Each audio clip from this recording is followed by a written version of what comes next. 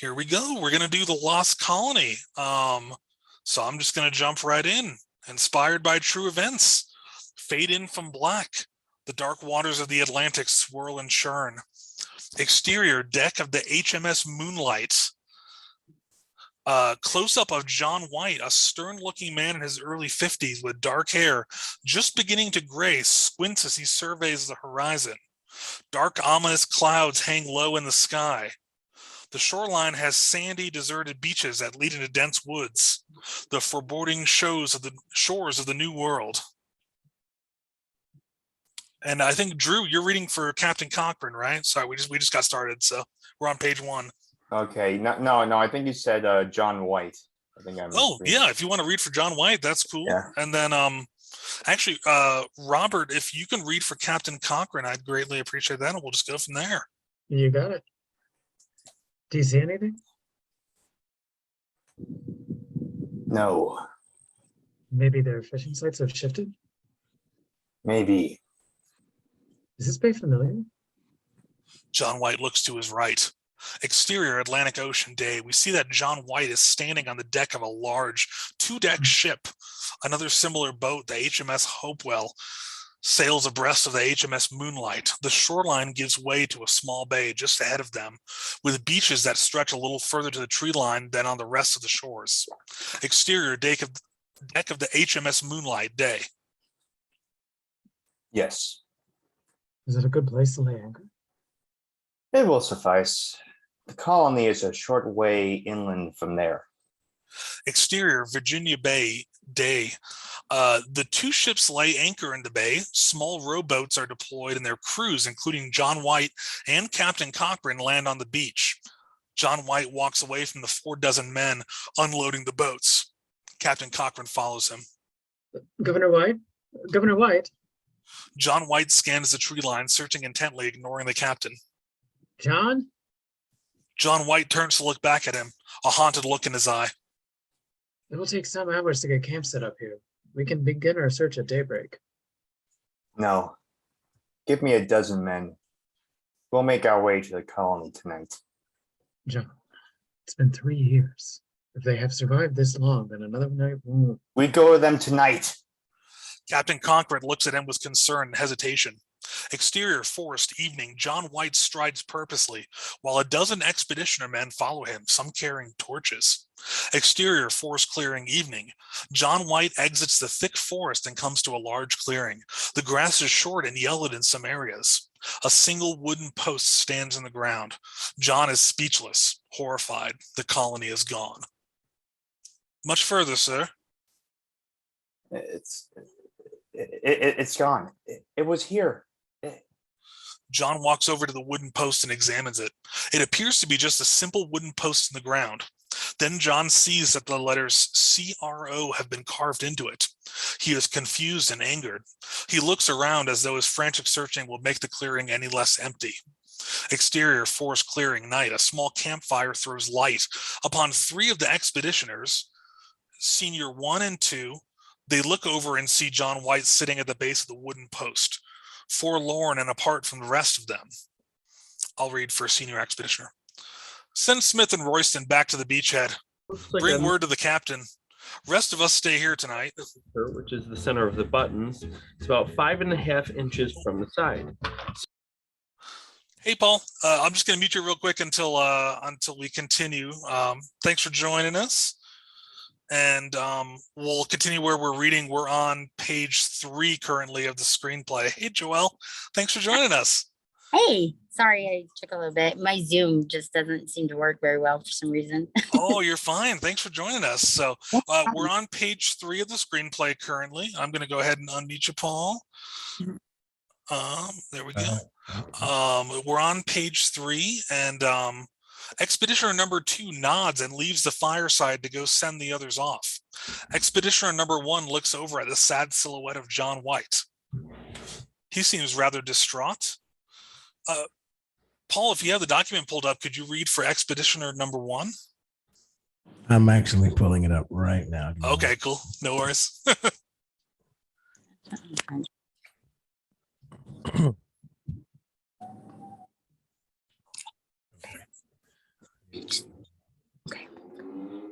And you said expeditioner number, which one is it? Number 1, and I'll be reading for the senior expeditioner. On page 3? Yeah, on page 3. So it's about the second half down of the page.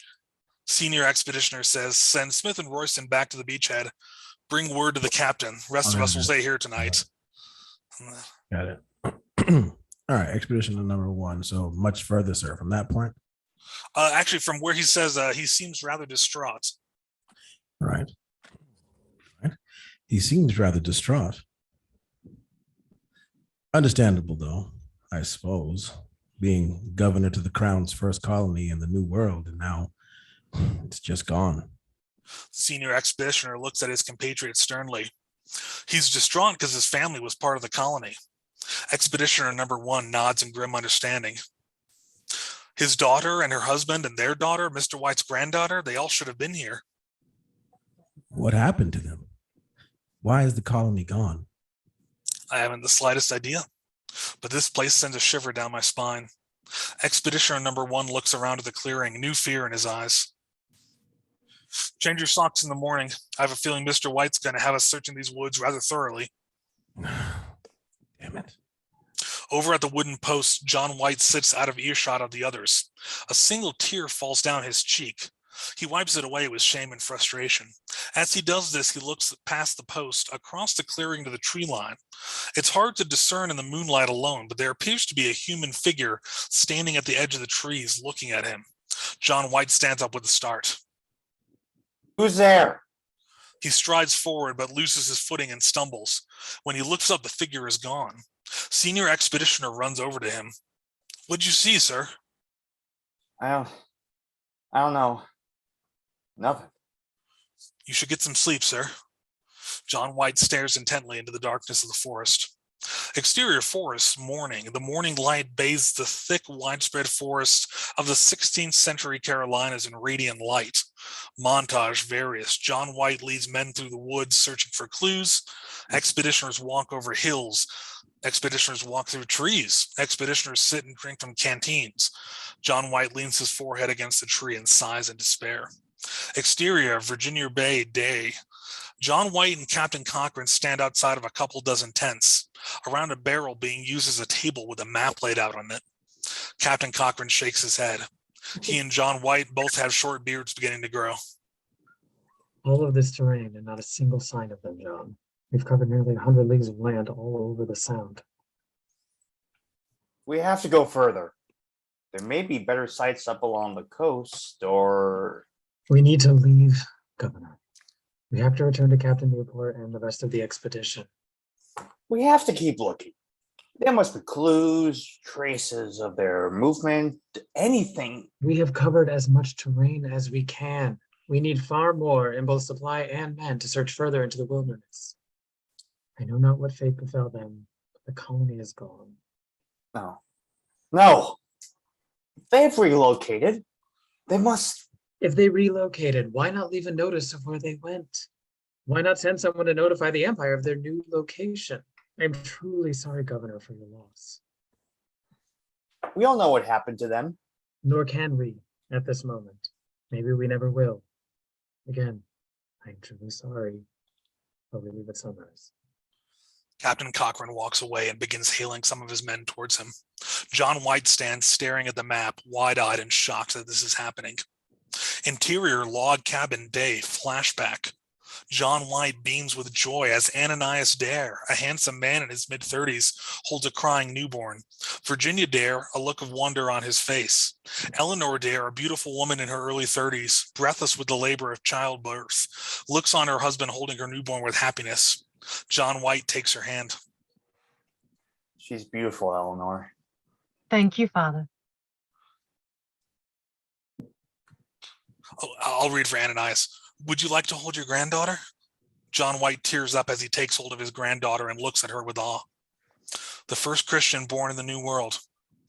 Exterior, Virginia Bay, day. John White, still standing next to the barrel and map, looks haunted by the memory. This cannot be happening. Exterior, Virginia Bay, night. Small campfires with men huddled around them dot the little campsite. The lights on the 2 large ships out at sea shine from across the bay. 5 expeditioners, including Senior Expeditioner and Number 1, sit around one of the campfires.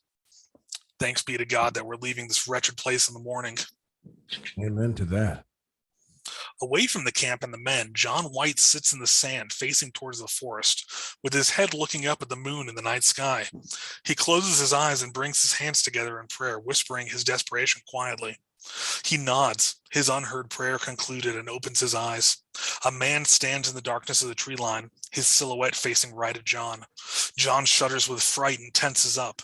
Looking over at the camp and back at the lone figure waves a hand, beckoning him to follow. John gets to his feet hesitantly and looks back at the campsite again, unsure of whether or not to alert them. He takes a deep breath and turns away from the men, back to this mysterious figure whom he follows into the forest. Exterior forest, night. The mysterious figure strides confidently through the dense forest, and John White struggles to keep up. Exterior forested slopes, night.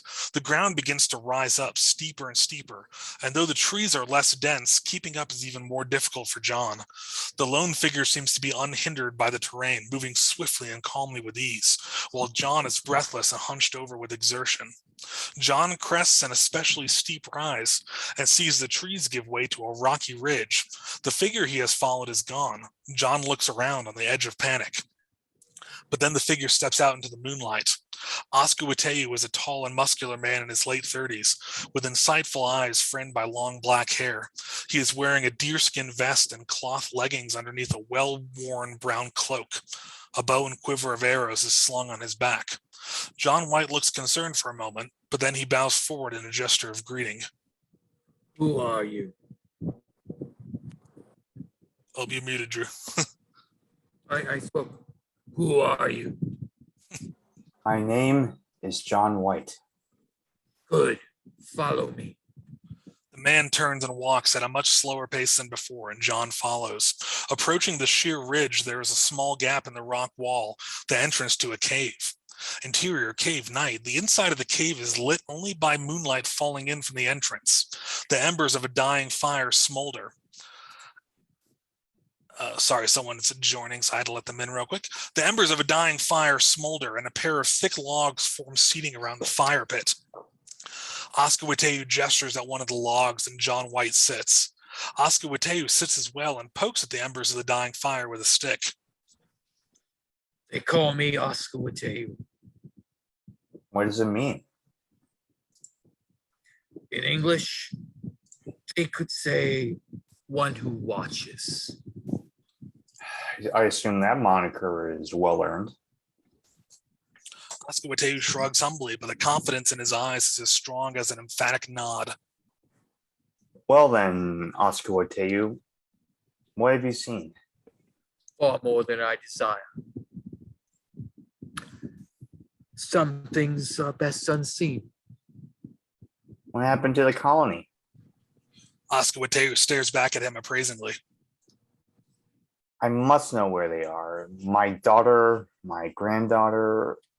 I know of your ties to the settlement. Are they alive? Much has taken place since last you came to these lands. Before I speak of what I have seen, I would hear what you have seen, John White.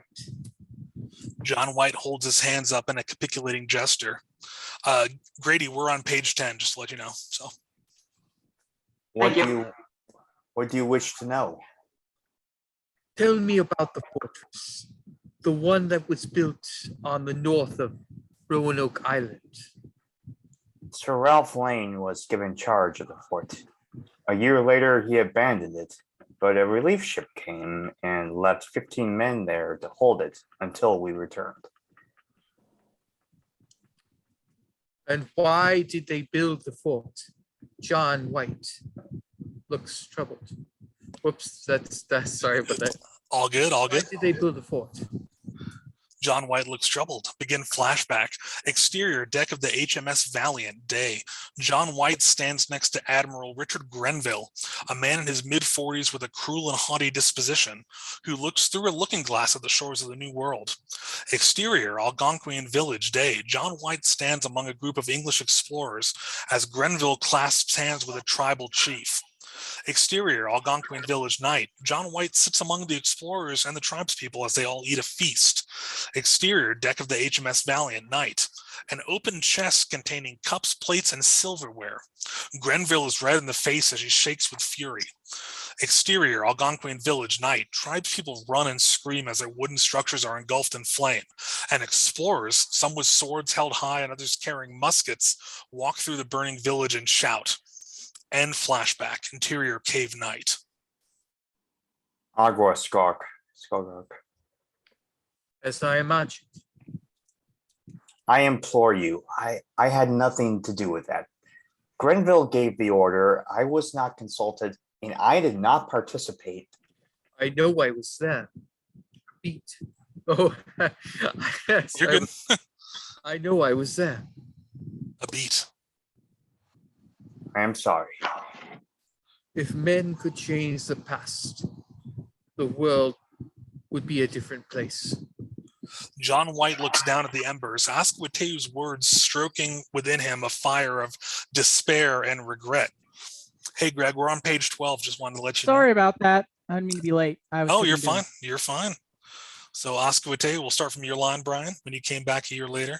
When you came back a year later to make your colony, you first came to the fortress on Roanoke, did you not? We did indeed. We aimed to pick up the 15 soldiers there and bring them with us north to Chesapeake, where we would establish the colony. Chesapeake. Aye, that was where we intended to make our settlement. Roanoke was deemed a poor location for the colony. What? You good, Greg? 1 second. Okay. Brian, Sorry. if you want to take your line, you're good. It just popped up. It's weird. Oh, you're good. Because your people killed Croatian men and women, and the chief, Sorry about that. Gina. Yes, the Chesapeake was less sullied by bloodshed and strife, so we decided upon the bay there.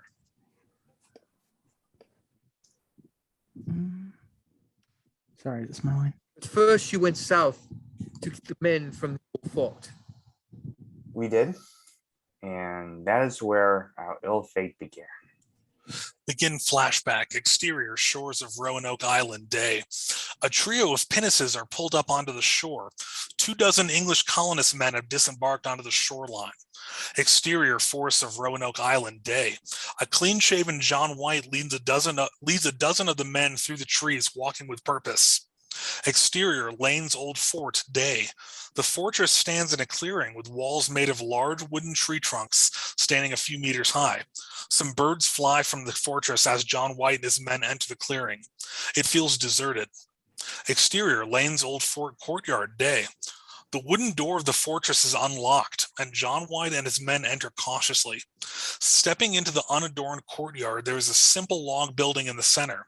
A well, an uncovered blacksmith's workshop, and a fire pit that looks unused for some time. A worn and engraved flag of the British Empire hangs from a simple flagpole. Most of the structures have some moss growing on them, and the courtyard is overrun by clumps of weeds. The place has been unoccupied for some time. Interior Lane's old fort log building, day. John White steps into the building. It is large inside, the only light coming through gaps in the wood walling or through dusted, moldy windows with their shoddy drapes askew. The furniture is uncared for, but none of it is broken or overturned. Ananias Dare's strong frame enters next with a flintlock pistol in his hand. After him comes Nathaniel Quinton, in his late 40s or early 50s, still athletic for his age and with the bearing, well-groomed short hair and ever-alert eyes of a military man. No signs of battle or violence. I confess myself, that's not it. No signs of battle or violence. I confess myself surprised. Hey, Paul, do you want to read for Ananias Dare? Thanks. Oh, you can me? hear me now, right? Oh. You want me to read for Ananias? Yeah, if you could, that'd be great. Thank you. The actor had to drop out last minute. Sure. And yet 15 men were garrisoned here and seem to have been absent for quite some time. Lots of things can happen in wild lands. Would they not have left some sort of sign or message? It matters not. Sorry. It matters not. Search the rooms, then we can return to the fleet. This fort has been deserted before. Ananias Dare cautiously opens a wooden door, a tattered mattress and some simple shelving. Otherwise, the room is empty. Nothing in the 4 rooms. John White looks into an empty room, then crosses the narrow hall and opens the door across from it. He looks left and right, seeing empty shelves and a couple of barrels stacked up. Then he looks down and exhales in surprise.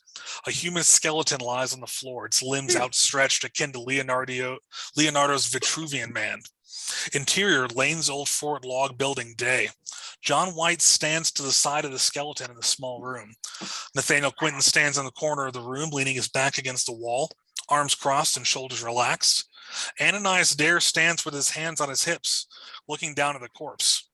Manteo, a lean, fit Algonquin man in his late 30s with short-cut black hair, dark pants, and a loose white blouse with the sleeves rolled up nearly to his shoulders, strokes his strong chin thoughtfully. Tawaye, another Algonquin man in his mid-20s, tall and skinny, wears a British-style jacket and no shirt underneath it, and he bites his lip nervously in thought. Right. Wait, no, not for certain that it is even one of the men that the crown left behind. There are no clothes or tokens on the bones. Sorry, I didn't get the description of Ananias. What is he? His nationality? He's British, but you can play it with or without an accent, however you want to do it. Okay. Yeah. I just want to make sure He's John White's stepson. All so. right, that's fine. Okay. Yeah.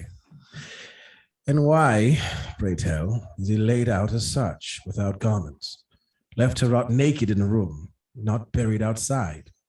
John White shakes his head and looks at Manteo. I know no tribes would do this. No tribes, no peoples.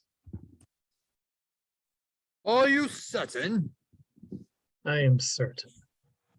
If one who is honored is found dead, they are put in the ground or burned. The bones of an enemy may be used for ceremony or for making wards or totems to put fear and nod to other enemies. Not such as this. This serves no purpose. Maybe he was alone and wanted to die on the floor, unbound by gods.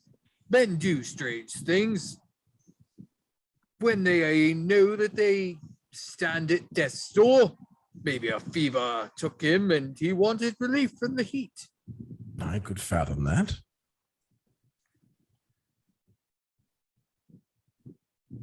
Well, it matters not. Manteo kneels down and gets close to the upper body of the corpse, looking it over thoroughly.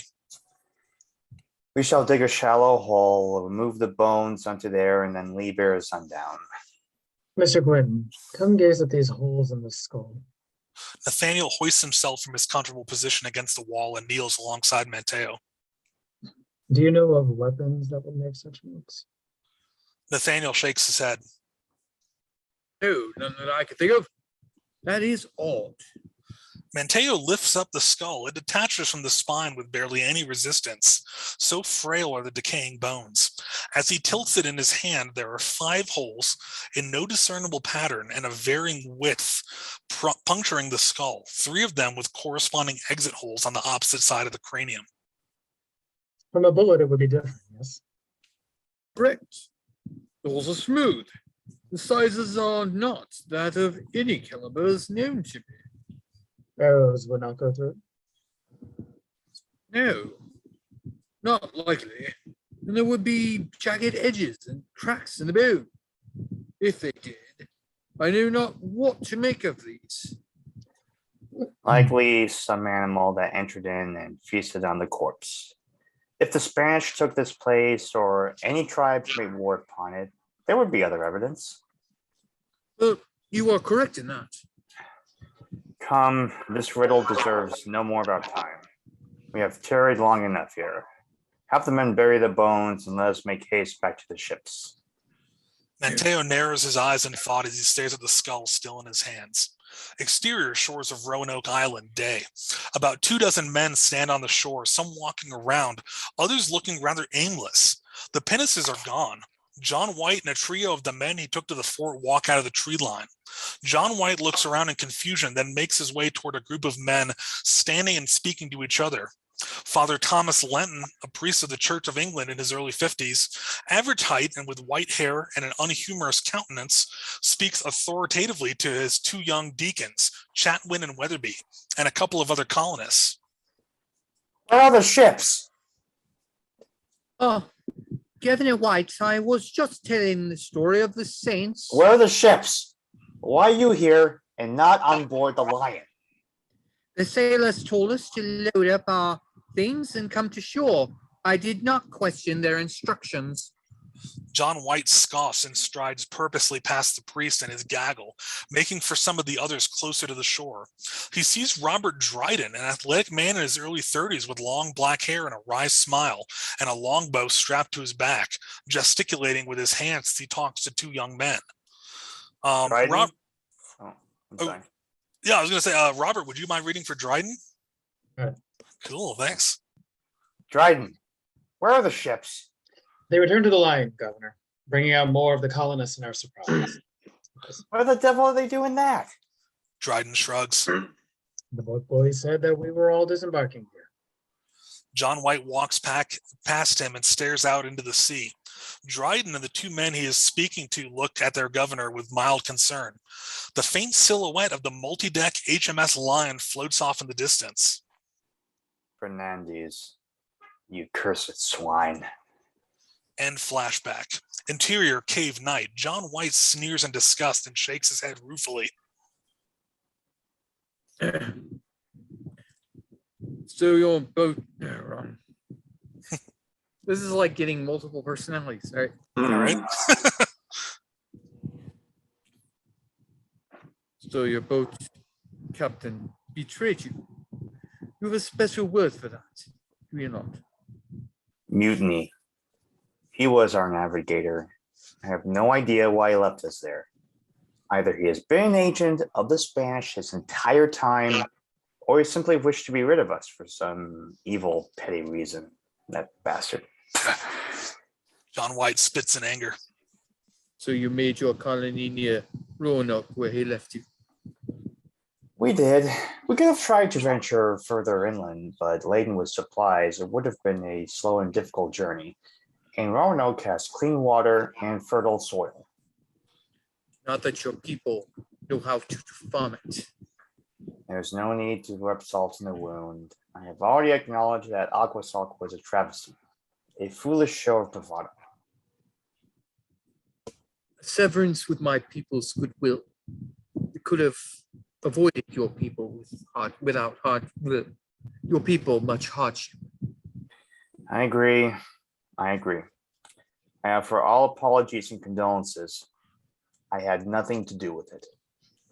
Mateo grimaces and clenches his fists in his jaw. Finally, he exhales slowly and deeply and looks back at John.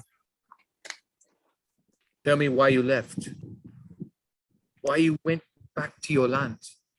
Begin flashback, interior log cabin day. John White tears up as he takes hold of his granddaughter and looks at her with awe. Ananias Dare beams with pride. Eleanor Dare smiles, the sweat of childbearing still heavy on her brow. Virginia was born on the 18th day of August, only a number of weeks after we had begun building our colony. Exterior colony day. 3 wooden cabins stand amidst a dozen others that are in various stages of construction. Colonists are busy working, moving lumber and planting crops. Exterior colony evening. The colony is far more complete. All of the cabins are finished. A 2-meter tall wall of wooden planks surrounds it, and there are simple wooden watchtowers within it.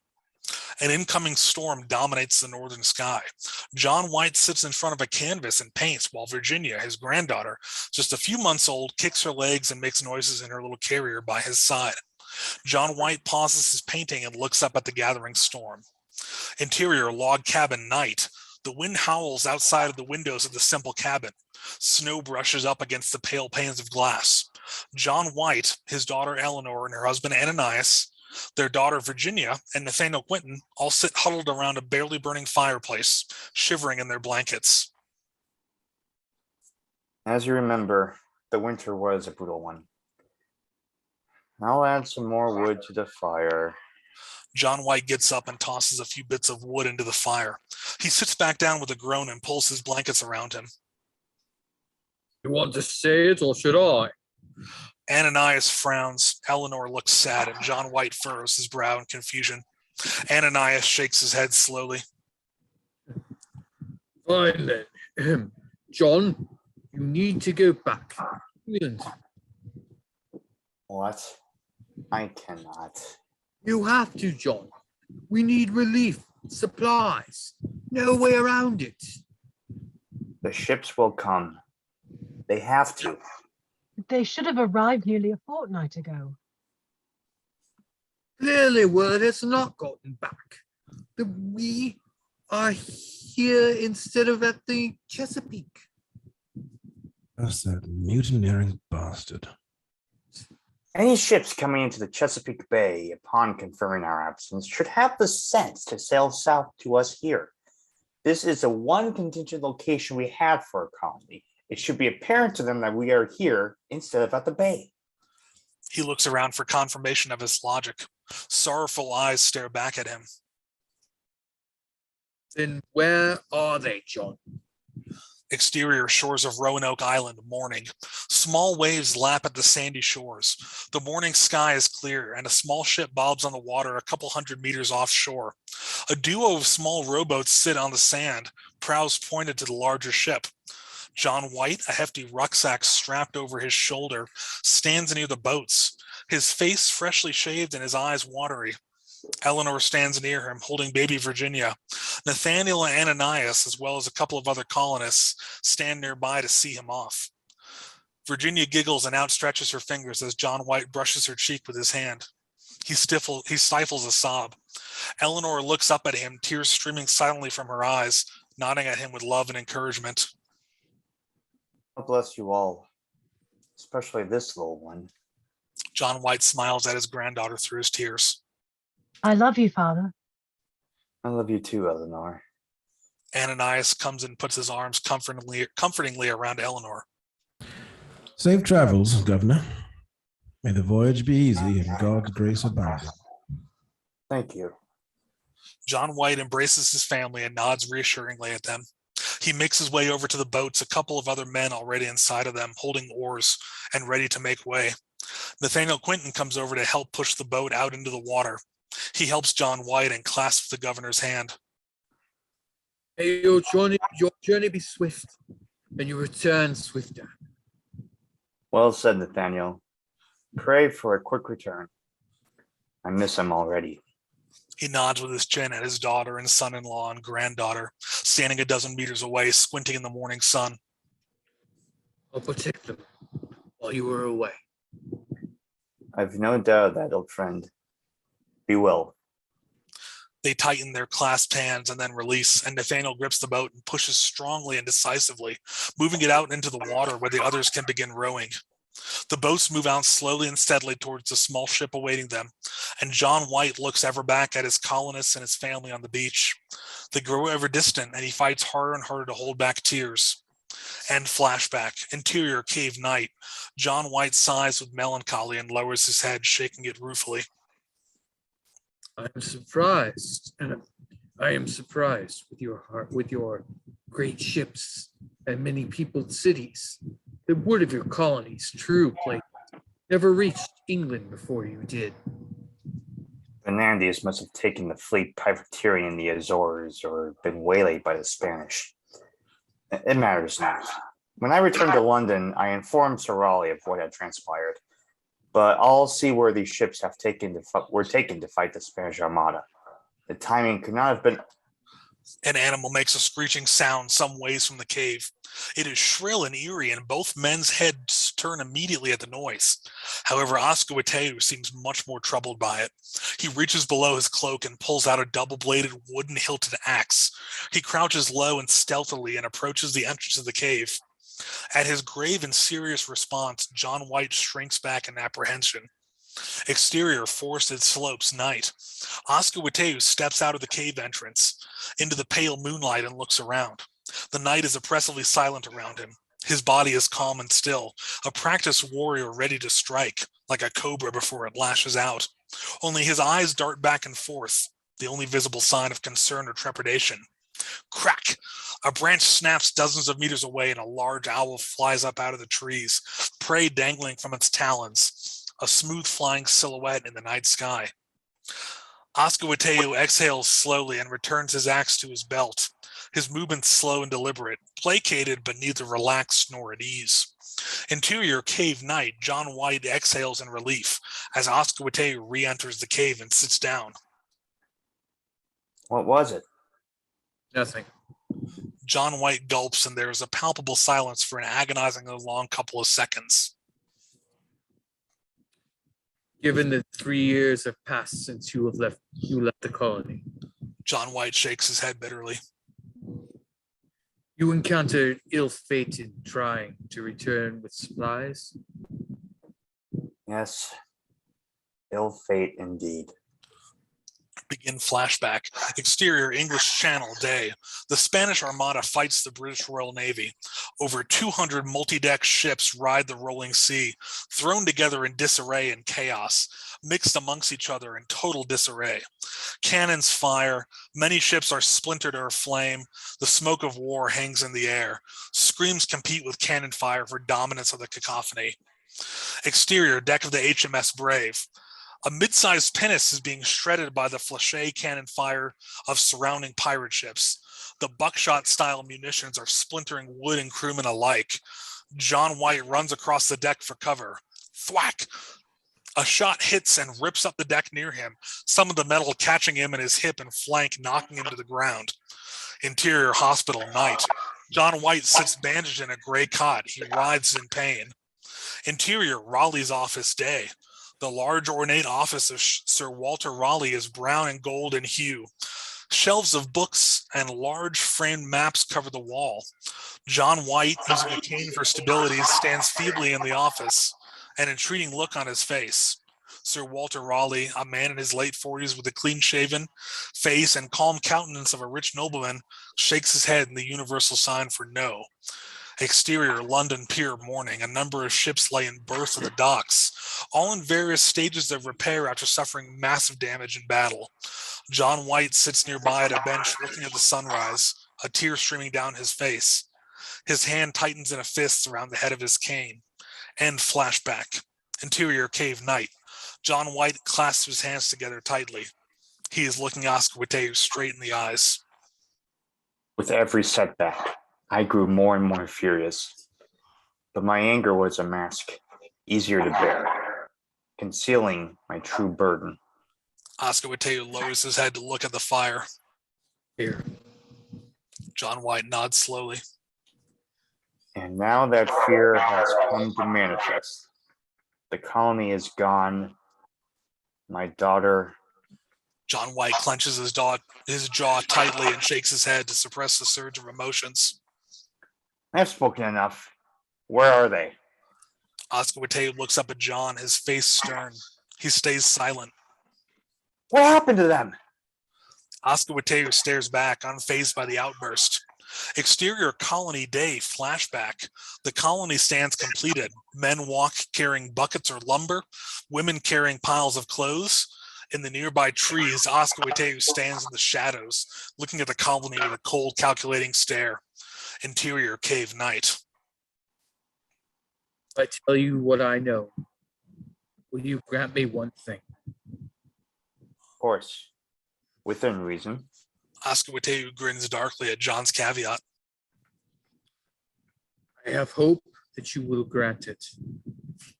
Once I have spoken, you seem a man wise enough. John White furrows his brow slightly, confused and concerned about this request. And a man of some decency. A man desperate to find his kin, full of rage and fear, you are now, could conceal other motives. But I know there is truth in you. The name is indeed fitting then, if you can see even the veracity of character in others. No, no. Cannot see into a person's heart or into their will. But I saw you with them on the beach that day. Exterior shores of Roanoke Island, morning flashback. John White, about to board a rowboat for the ship back to England, embraces Eleanor, holding Virginia and Ananias as others look on. Ascawiteu stands off in the tree line, watching intently. Interior cave night. You were watching? It was. Why? Is that which I am best at. No. Why will you watch my departure from the colony? One of us was always watching you. Was always watching your colony and everyone's movements ever since your first aggression against us. My colonists had nothing to do with Aquasalk or the killing of Wingina. Your people knew that. Those are not the aggressions of which I speak. What then?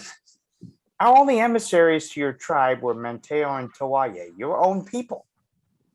The only blood that was shed while I was here as governor was George Howe. Exterior Rocky Beach day flashback. John White, Father Lenton, Dryden, Nathaniel Quinton, and Ananias Dare walk on the rocky beach. The latter two of the party carry muskets. Dryden has his longbow strapped to his back. They approach the body of George Howe, a man in his late 30s. Blood has pooled around his corpse, particularly near his throat, which has a wooden arrow lodged deeply in it.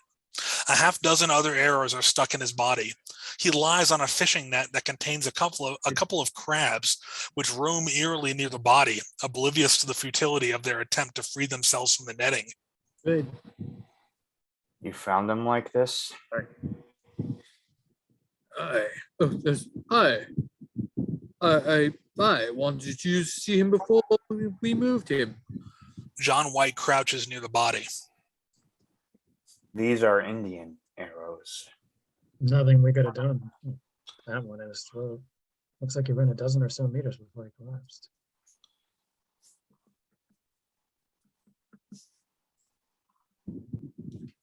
Agreed, Mr. Dare. Shoulder your musket. You and Dryden move him after Father Linton does his business. And now Brian gets to play Father Lenton as well. Apparently so. Talk to myself. All right. Prayers for a murder man of Christ are not mere business. And I get to talk to myself again. There you go. Meant no respect, my father. The priest shakes his head and stands over the body and begins reading quietly from his Bible. John White steps away and looks out at the trees, his countenance troubled. Nathaniel Quinton joins his side. Why would they do this? I have the slightest idea. I went out this morning to catch crabs. Because he was doing just that. Then why would they kill him? I have an active imagination, John. I can think of 1.5 of reasons why. No point in it though. Send Mateo to inquire on our behalf. We'll root it out. I worry, placing so much faith and dependence on one man. Don't. Mateo has been nothing but loyal, and he has a sharp mind, and remember, Towai, he is always ready to serve. The latter sentence is clearly a jest. John White chuckles ruefully. Spare me. That boy is barely better than a simpleton. Definitely not the keenest, but does you share Mateo's trustworthiness. John White nods back at George Howe's corpse. We'll know soon enough. Ananias Dare clenches his jaw and wrinkles his nose as he and Dryden lift up the body to bring it back for burial. Interior cave night. And Teo never found out which tribespeople killed him or why. Oscowateo's brow furrows, his eyes squint, and he cocks his head just slightly. Did Mateo tell you? Exterior colony day flashback. Manteo and Tawai stand near the edge of the walled colony with cloaks and jackets and leather packs strapped to their backs. John White and Nathaniel Quentin stand near the gate with their arms crossed. Manteo shakes his head with a grimace. I did not find why Mr. Howe was killed. I do not understand. Manteo shrugs. They would not tell me. But you are one of their own? Yes, but I am also now one of yours. In some matters these days, I am treated more as Englishmen than Algonquin. John White sighs with disappointment. Interior cave night. Oscowateou nods slightly and processes the information. Curious. I wish I could ask him why he chose his words. Is Manteo alive? No. That is a grief to hear. He was a good man. What took him? A bullet. He was shot? Yes. Why? Because some men resort to evil when they have their way. It is a sickness that anyone can fall to, but it seems far more widespread amongst your people. Amongst my people. You mean Englishmen? I mean white people. Men from your lands, across the great water. I do not know why, but many of you are prone to such sudden and reckless violence. Reckless violence? Let's speak of that then. Does piercing a man's body with arrows while he fishes qualify as such? That man earned every arrow that he was given. Begin flashback. Exterior rocky beach morning. George House stands atop a rock that juts out a meter or so into the water, flinging a net into the low tide. He looks back at a sound of a branch breaking and sees Tabori, early 20s with large innocent eyes and large black hair, standing at the edge of the trees, carrying a large ceramic bucket and looking surprised at seeing him. George sets the net down and opens his hands in a peaceful gesture. It's okay. It's all right. He smiles at her and nods his head reassuringly. Tabori looks taken aback and begins to shrink away like she is about to walk back into the dense trees. Hey, come here. It's okay. Come over here. Tabori turns and starts walking away. George House steps off of the rock and strides toward her. No. Hey, come here. I want to talk to you. Come here. George's voice is friendly and his stride purposeful, and yet there is a malice in his words and movements. Tabori runs. George runs after her. Exterior forest morning. Tabori dashes through the thick trees, still carrying the large ceramic bucket. George yells after her as he runs. He catches up to her and tries to grab her shoulder. She twists out of his grasp but falls and drops the bucket, which shatters loudly. George leaps on top of her and plants his knees on either side of her. She struggles to get away and speaks in frantic Algonquin. Regardless of language, her plea for him to stop is unmistakable. Hey now, don't fight this. I've been saying we should tame the prettier of the savages. Let's see what's underneath these rags. He gropes at the hemline of her clothes and she raises her voice, screaming for help. She pushes away his hands and he punches her in the face and begins working at undoing his belt. End flashback. Interior cave night. No. George was a pious man, a quiet worker. I cannot believe this. 4 of my people were nearby. They saw the man attack her. Arrows are too kind of death for that kind of man. Why did Manteo say nothing? I do not know. Maybe since the transgressor was already dealt with, he felt no need to complicate things. Either way, after that, we watched. We never stopped watching. Then where are they? Oscar Wateu looks grimly and intensely at John White. Exterior, Forest Day, flashback, slow motion. Nathaniel Quinton stands flanked by two other Englishmen. They are dirty and bloodied. He cocks back the action on a musket. Interior, cave, night. Many things happened after you left these lands. Before I tell you what I have seen, I must once again be clear with you. The knowledge of the truth will come at a cost. Tell me what you would have in return. I can fathom nothing that I would not give or do to know where they are. I will not ask it until you understand what I ask.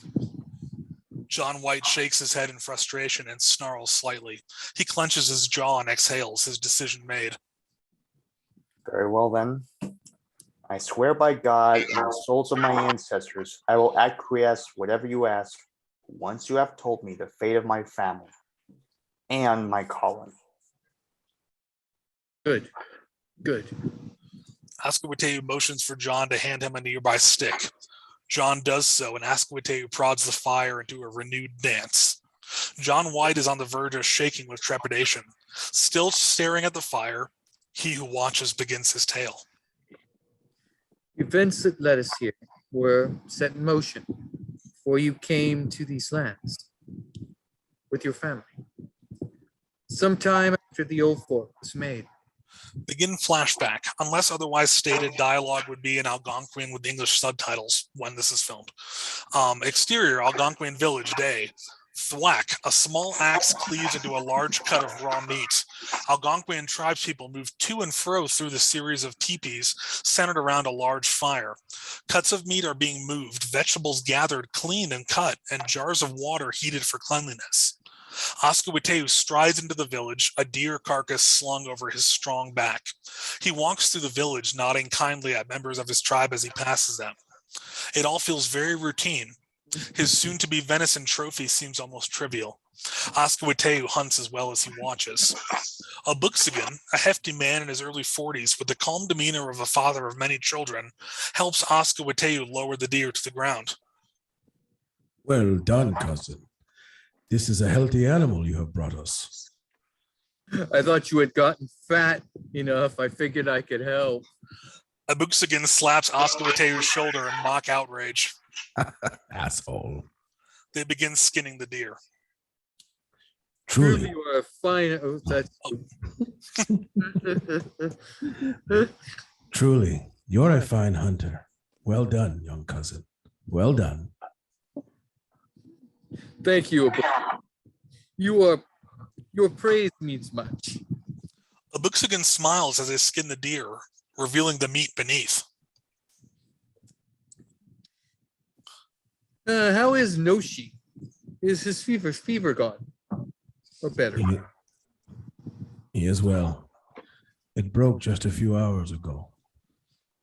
I am glad. I was going to try to find him some rest too. A spine-tingling scream cuts through the air, a shriek of pain and horror that instantly jolts the two men and the others around them. Oscar Wateu grabs a nearby axe and sprints off towards where the sound came. He leaps over tree trunks and rocks with flawless aptitude. Exterior, forest, day. Oscar Wateu runs through the forest. The trees are not very dense and the ground is mostly flat. Another scream, this one less shocking and more despairing. Oscar Wateu's eyes widen slightly as he continues his dash. He expects that he will come upon something ghastly. He is correct. Matena, an Algonquin woman in her mid-20s, is on her knees in a clearing, her hands in front of her face curled in shock. Blood runs down her face. Her eyes have been gouged out. Oscar Wateu runs to her side, protective, his eyes scanning for threats. He sees none. He looks down in horror and concern at the shaking, injured woman. By this time, a Buxigan and a few others have caught up to him. It is only them and the wounded girl. Exterior, Algonquin village, day. Matena sits, a bandage wrapped around her head covering her eyes, while some of the other tribe members sit around her comfortingly. Nearby, out of their earshot, The tribe's chief, Anawan, a wizened but vigorous-looking man in his early 60s, stands encircled by a dozen of the tribe's elite, a group of men and women, all of them ranging from their 30s to early 50s, including Oskawateu and Abuxagan. The girl is one of the Pamunkey from the north. Her wounds have been tended to. Her sight is gone, but she will live. Was it a man or a beast that attacked her? She says she clawed them out herself. Gasps erupt from the circle. Tala, a woman in her early 40s with some scars on her arm and neck, and eyes that seem like they could pierce actual darkness, crosses her arms and tightens her jaw. Why would she do such a thing? She says she was trying to protect her soul from an evil creature she encountered in the forest while she hunted for rabbits. Evil creature? She described it to me. The chief pauses for a beat, and everyone's eyes beg him to continue. The curiosity and fear is palpable. What she spoke of seemed less a thing of nature and more a thing of the spirit world. Not an ancestor, or... No. Something malevolent. An evil thing that had stuck itself inside of flesh, decaying, ravenous. It's strong. That sounds like a Wendigo. We should not rush to things we do not know to be truths.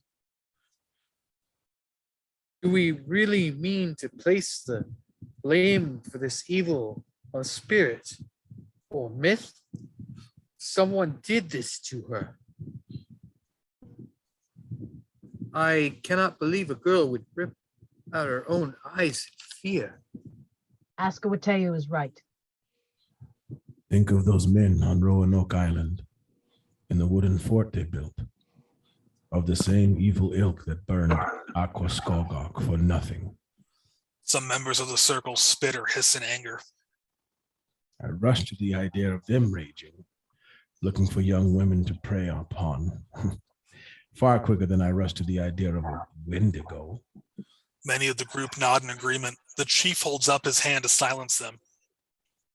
I spoke to the girl at length. While I do agree that the possibility of those men's involvement may be the truth, I fear that some evil may have sprung among us. The white men on their large ships have brought little good or peace to the land. Abuxagan nods in deference, conceding his point. Oskawateu and Tala seem less convinced. I ask that we go to the fort on Roanoke Island. Search out if the truth lies with the men there. About half of the group nods in agreement. The chief sighs and looks down for a long moment. Very well. Go and search for the truth. Be cautious.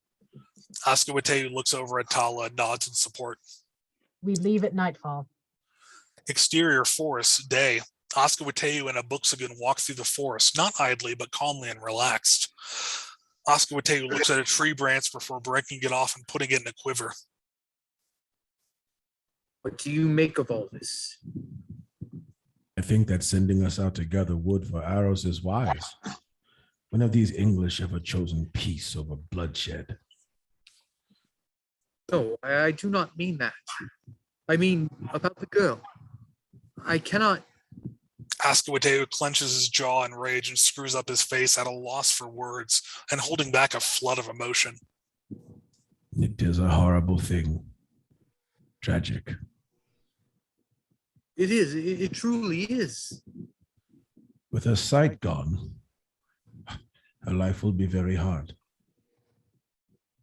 Yes, I hope I find the one responsible tonight, so I can rip his eyes out. Better to cut his throat. Slow, painful. A quick way to kill is to take a blade or sharpened rock and cut straight into the base of the skull where it meets the neck. That way is quick and painless. Truly? Yes. They should do that to the girl. Save her a life of suffering. Oskawateu looks shocked. Surely you do not mean that. I do. I would do it myself if the chief allowed it. Out of mercy. Would never do such a thing. She still draws breath. She has life. She can hear and speak. What has happened to her is evil. But that does not justify more bloodshed. So you say. I say it would be a mercy. She will throw herself from a cliff before next winter. Obuxigan snaps a branch from a tree with a loud crack, and Oscar Wateu looks at him with shock and horror.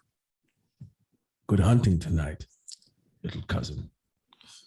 Exterior, Pamlico Sound, night. A trio of elegantly hewn wooden kayaks rides silently in a wedge formation over the quiet waters of the Pamlico Sound. In the lead boat, Oscar Wateu rows quietly and powerfully, while Tala sits at the front, scanning the horizon. The forested shore of Roanoke Island looms in the distance. Roanoke draws near. I see no fires or signs of men. Good. Exterior, shores of Roanoke Island, night. The Algonquin scouting party pulls the 3 kayaks quietly out of the water and onto the shore. Then they continue on stealthily into the trees. Exterior, Lane's old fort, night. The scouting party surveys the fort from the cover of the tree line. It is bereft of any movement. Oscar Wateu creeps forward, bow and arrow drawn, crouched down and moving in silence out of the trees and towards the wooden walls. He approaches the gate of the old fort. It is unlocked and ajar. He looks inside and leans back out of the door, relaxing the bowstring and taking a hand off the bow to wave his companions over. Interior, Lane's old fort log building, night. The scouts walk carefully through the empty building, disturbing nothing. They come to the room where John White will find the skeleton. It is there now, looking the same as in his memory. One body. Tala steps over while the other 3 scouts fan out and search the rest of the building. One of the men of the fort? Possibly. We sent scouts here less than a fortnight ago, yes? We did. Did they count all 15 men? They said so. If he is one of the 15, how has he been reduced to bone already? Exterior, Lane's old fort, night. Outside in the fort's courtyard, Tala breathes into her cupped hands for warmth. Oscar Wateu steps outside. Anything else of interest? No. You see tracks? Yes. Oh, sorry. No, you're good. Scout number 1 waves over the others and they begin following tracks away from the fort. Exterior, Roanoke Forest, night. The scouting party walks carefully through the dense trees in the dark of night. Some of them came this way, and then more followed. They walk further. Suddenly, Tala holds up a fist, signaling them to freeze. I think I see someone up ahead. They silently ready their bows and continue forward. Exterior, forest clearing, night. A small claustrophobic clearing in the dense trees becomes visible. A man lies with his back against one of the thick tree trunks, unconscious. The fort man is in his late 20s, a patch of beard on his face, his skin sallow and dirty from poor diet and not showering for months. His clothes were once the strapping, effective coat and trousers of an English expeditioner, but now they are gray and brown, tattered rags worn on his emaciated body. The scouts step into the clearing slowly and alertly. Grady, if it's cool with you, could you read for the fort man? I'm on it. Awesome. Thanks so much. You bet. So I'll read for scout number 2. Is he dead? Go check him. He nods and approaches the fort man. He kneels down to check the man's pulse. When his fingers touch the man's neck, the man awakens with a scream of fright and struggles with Oscar Wateu. Oscar Wateu is far stronger and easily holds the man in place and quiets him quickly, placing a hand over his mouth. Okay. We'll not hurt you. Quiet. You will be okay. The fort man calms and nods that he is understanding. Oscar Wateu removes his hand from the man's mouth. The man looks at him in fear and then more of a squinting curiosity. I lost my place. Oh, you're good. We're on page 43, Okay. bottom half of the page. Are you one of the men from the fort nearby? The man looks around, not at Tala and the other scouts, but up at the trees, and nothing in particular. Hey, are you from the fort? Who are you? Why are there so many of them? Oscar-Wateu looks around. Tala shrugs. So many trees? So many birds. The owls. The flying cassowaries. Why are they staring at me? The man's voice is calm but concerned, sincere and not manic. Oscar-Wateu looks back at Tala, who is similarly disconcerted. What do we do? We take him back. Let the medicine men ease his delirium and find out more. Very well. Are you hurt? Can you walk? He stole my eyes. What? He took them. Took them all. Help me up. He reaches his hand out to Oscar-Wateu, who takes it and helps him to his feet. Oscar-Wateu looks at Tala for a moment, and in half a second, they have a quick conversation with their eyes. Oscar-Wateu takes out a strap of leather and binds the man's hands behind his back. The fort man does not resist at all. Now I'm trying to figure out where I am. Okay. Oh, we're at the bottom of page 44. Okay. Quiet, be quiet. Is that it? No, it's let us go is the line. Where are you? Very bottom of page 43. I'm sorry. Thank you. My bad. Yeah. Let us go. I see it. Okay. Exterior shores of Roanoke Island night. The scouting party with the fort man in tow return to the boats. They begin boarding them, readying them to redeploy into the water. The fort man stands with a faint smile on his face, patiently and uninterestedly. But then he cocks his head slightly, looking at the boats. His eyes begin to widen. Come. No. I can't. I cannot get into the boat. I cannot do it. I cannot do it. I cannot do it. Oscar-Wateu grabs him roughly and moves to place him into one of the kayaks, but suddenly the man resists furiously and begins screaming in a language that is neither English nor Algonquin, nor anything spoken on the earth for at least a millennia. Shut him up. Oscar-Wateu struggles with the kicking and screaming man and finally pulls out a stone hand axe and hits him hard on the head with the blunt end of the hand axe, knocking him unconscious. Scout number 1. In what tongue did he speak? I have no idea. Let's get back to the village. I feel as though I feel as though our fate is pursuing us. Yes, let us be gone from Ill here. fate is pursuing. They heave the unconscious man into the kayak, and the 3 little boats depart swiftly into the water of the Pamlico Sound. Exterior Pamlico Sound, night. They paddle swiftly and silently into the night. Their breathing relaxes as they leave the island and are on their way towards safer, more familiar land. The fort man wakes up with a gasp. He begins shrieking like a man being beaten. Oscar-Wateu nearly drops his oar into the water as he flips around and subdues the man and tries to cover his mouth. Quiet, be quiet. Oh my God, it burns. It burns everywhere. It hurts. Please make it stop. Please make it stop. Confused, Oscar-Wateu rips the man's shirt off. He has bruises and a couple scratches, but no sign of burning or other egregious injury. Your body is unburnt. Be silent. Kill me. Please, it burns. It hurts so much. What? Oh, Jesus Christ. Oh, make it stop. He begins wailing like a person being set ablaze, clearly in horrible pain. Oscar-Wateu widens his eyes with no idea of what to do in this situation. The scouts and the other kayaks look over in shock at the cacophony. Silence him. Please kill me. I cannot. Shut him up. No, please make it stop. Oscar-Wateu exhales sharply and whisks out a small, sharp dagger.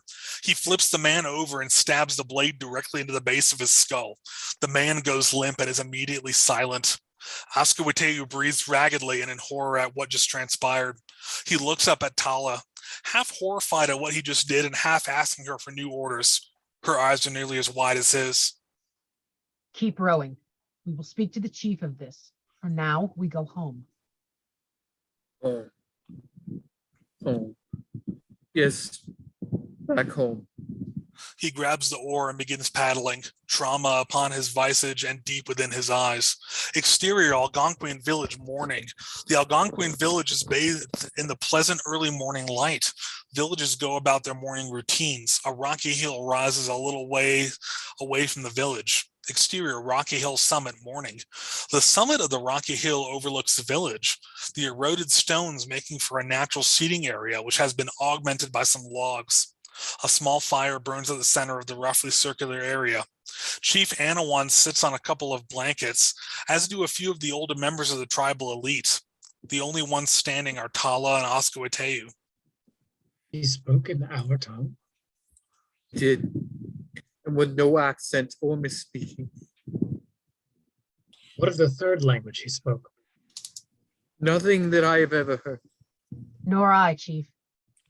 Mia Koda, an elderly woman in the elite in her 60s, skin wrinkled with age and eyes equally discerning, wraps her blanket more around herself and clears her throat. Joelle, could you read for Mia Koda? Oh, you're on mute.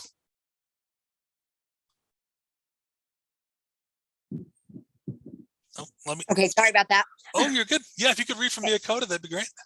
Yeah. Did you hear things like Astru or Anu? No, nothing like that. What about Baka or Baba? Yes, maybe Baba. Yes, and Baba. Everyone in the circle looks confused, except for Mia Koda, who shakes her head. It is as we feared. A gate has been opened, and evil has already come of it. Why? What words are these? My great-grandmother used to tell me tales of ancient words, words of warning. Evil spirits are walking the world. The man may have been ill. He looked malnourished, crazed. Men can say strange things in delirium. We must not arise at conclusions early. I have no doubt this is some new sickness the English spread. Let us go and scout more, bring back all of their corpses. The arguing intensifies, with everyone speaking over each other. Oscoateu looks at the ground while the din of angry debating crescendos around him. Finally, he turns and walks away. No one notices. Exterior Rocky Hill slope morning. Oscoateu trudges dejectedly down the rock-speckled gray grass slope of the hill. Hey, little cousin. He looks back and sees the Buxigan striding down the hill towards him. He slows his pace and lets his cousin walk abreast of him. I saw you leave. Are you feeling well? Yes. No. What I saw last night. Yes. Troubling. A man in delirium. And a kitten. Hello, kitten. Kitty cat.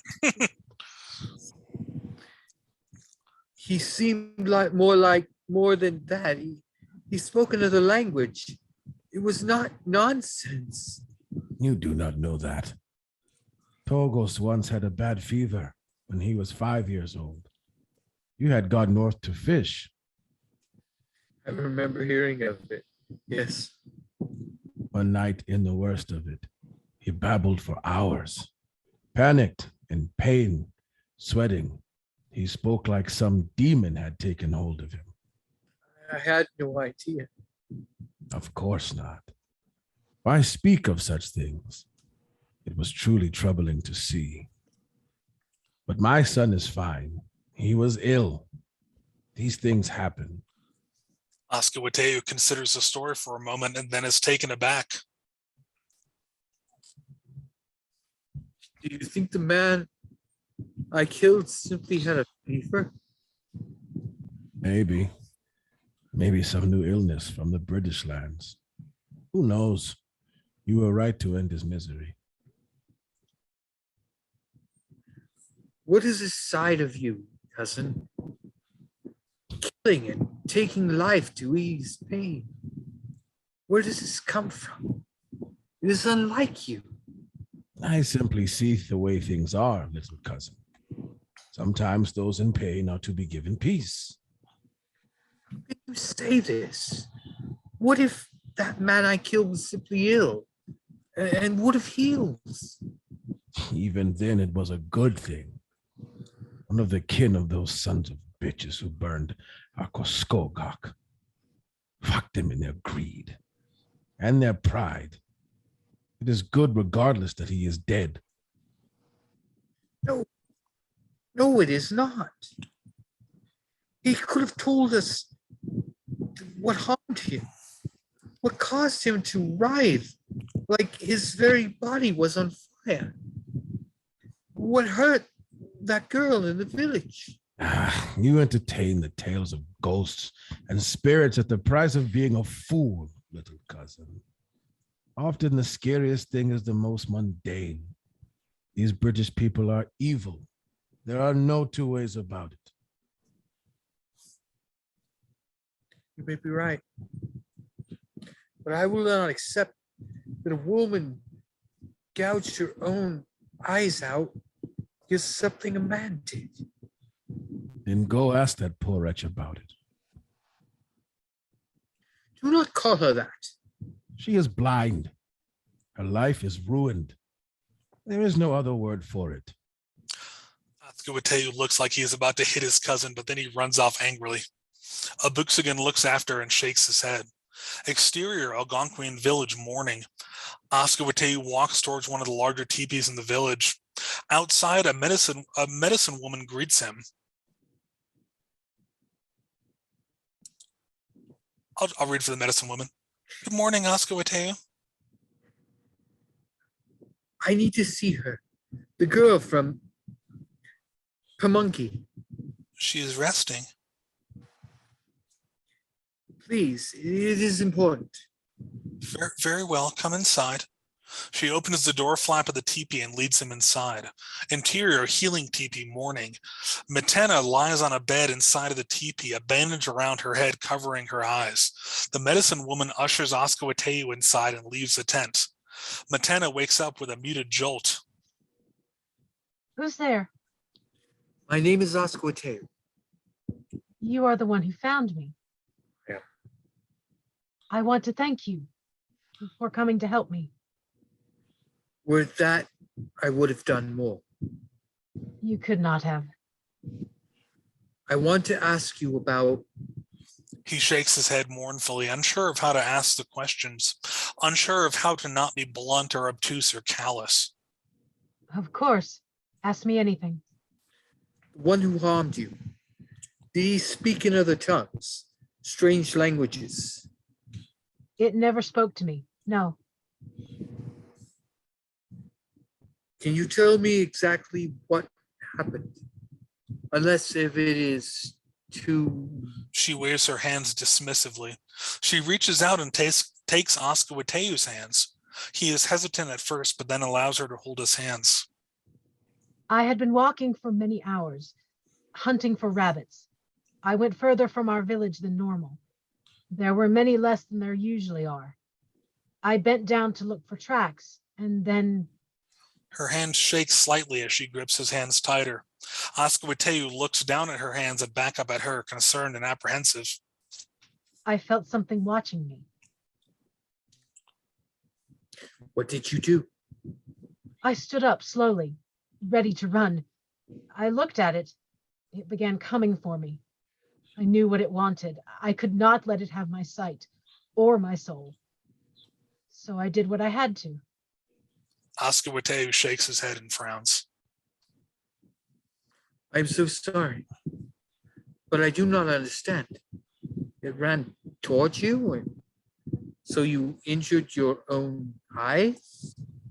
It did not run towards me.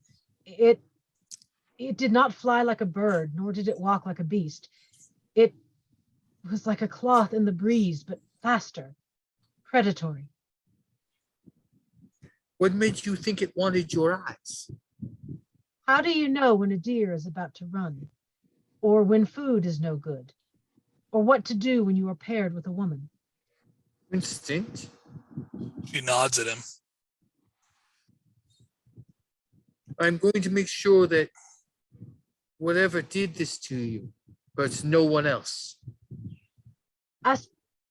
Askawetu, brave watcher, Askawateu looks down solemnly. be very careful. Exterior forest day. Askawateu walks in the forest. The daylight filtered through the green leaves of the trees, barely a breeze on a pleasant day's afternoon. Yet he is troubled. He walks over to the small clearing where they found Matena just a couple of days before. He looks at some blood, dried dark on the bent grass where she knelt. He looks up into the trees, his expression direct and searching. The forest stands silent, a warm, benevolent day marred only by an oppressive silence. He looks back down at the story that the bent and broken grass tells. Matena ran a short ways and then fell to her knees. Then the blood came. He walks slowly along the path she walked. He looks up again. A figure off in the trees, hooded with a face that smiles widely. The face of a man, but just stretched and wide smiling enough to look somehow jarringly fake. Askawateu exhales sharply and reaches for his dagger, whipping it out ferociously, but the figure is gone. The forest is empty once again. The figure was visible only for a second, if that. Askawateu stands, breathing heavily, knife in hand, alone in the woods. End flashback. All dialogue reverts to English. Interior cave night. I do not understand. I'm sorry some beast was terrorizing the people, and that some illness overtook the men at Lane's fort, because that's clearly what happened. Did this illness overtake the colony? You asked me what I have seen. I will tell you in the entirety. You must understand, events unfolded. Did Mateo not come to your village within a fortnight of our landing? He did. Begin flashback, unless otherwise stated. Dialogue is in Algonquin with English subtitles. Exterior Algonquin village night. A small campfire burns in the center of the village. Askawateu sits against a stone with a blanket around his shoulders, bow and arrow in his hands, on watch. An owl hoots. Askawateu turns his head to look at a great horned owl sitting on a branch a dozen or so meters away. The owl blinks, its big eyes staring at him. He stares back, troubled. Whoosh! Suddenly the owl shoots out its massive wings and flies off, making a cracking sound and sending some leaves flying from the branch. It flies off into the night, and Askawateu holds his bow tightly, startled. Another bird calls from a different direction, but it is more repetitive and sharp than the owl's hooting. Askawateu furrows his brow and stands up. Who comes our way? Manteo and Tawai step out of the darkness and approach him, wearing English-style jackets and laden with packs for travel. Askawateu, it is good to see you.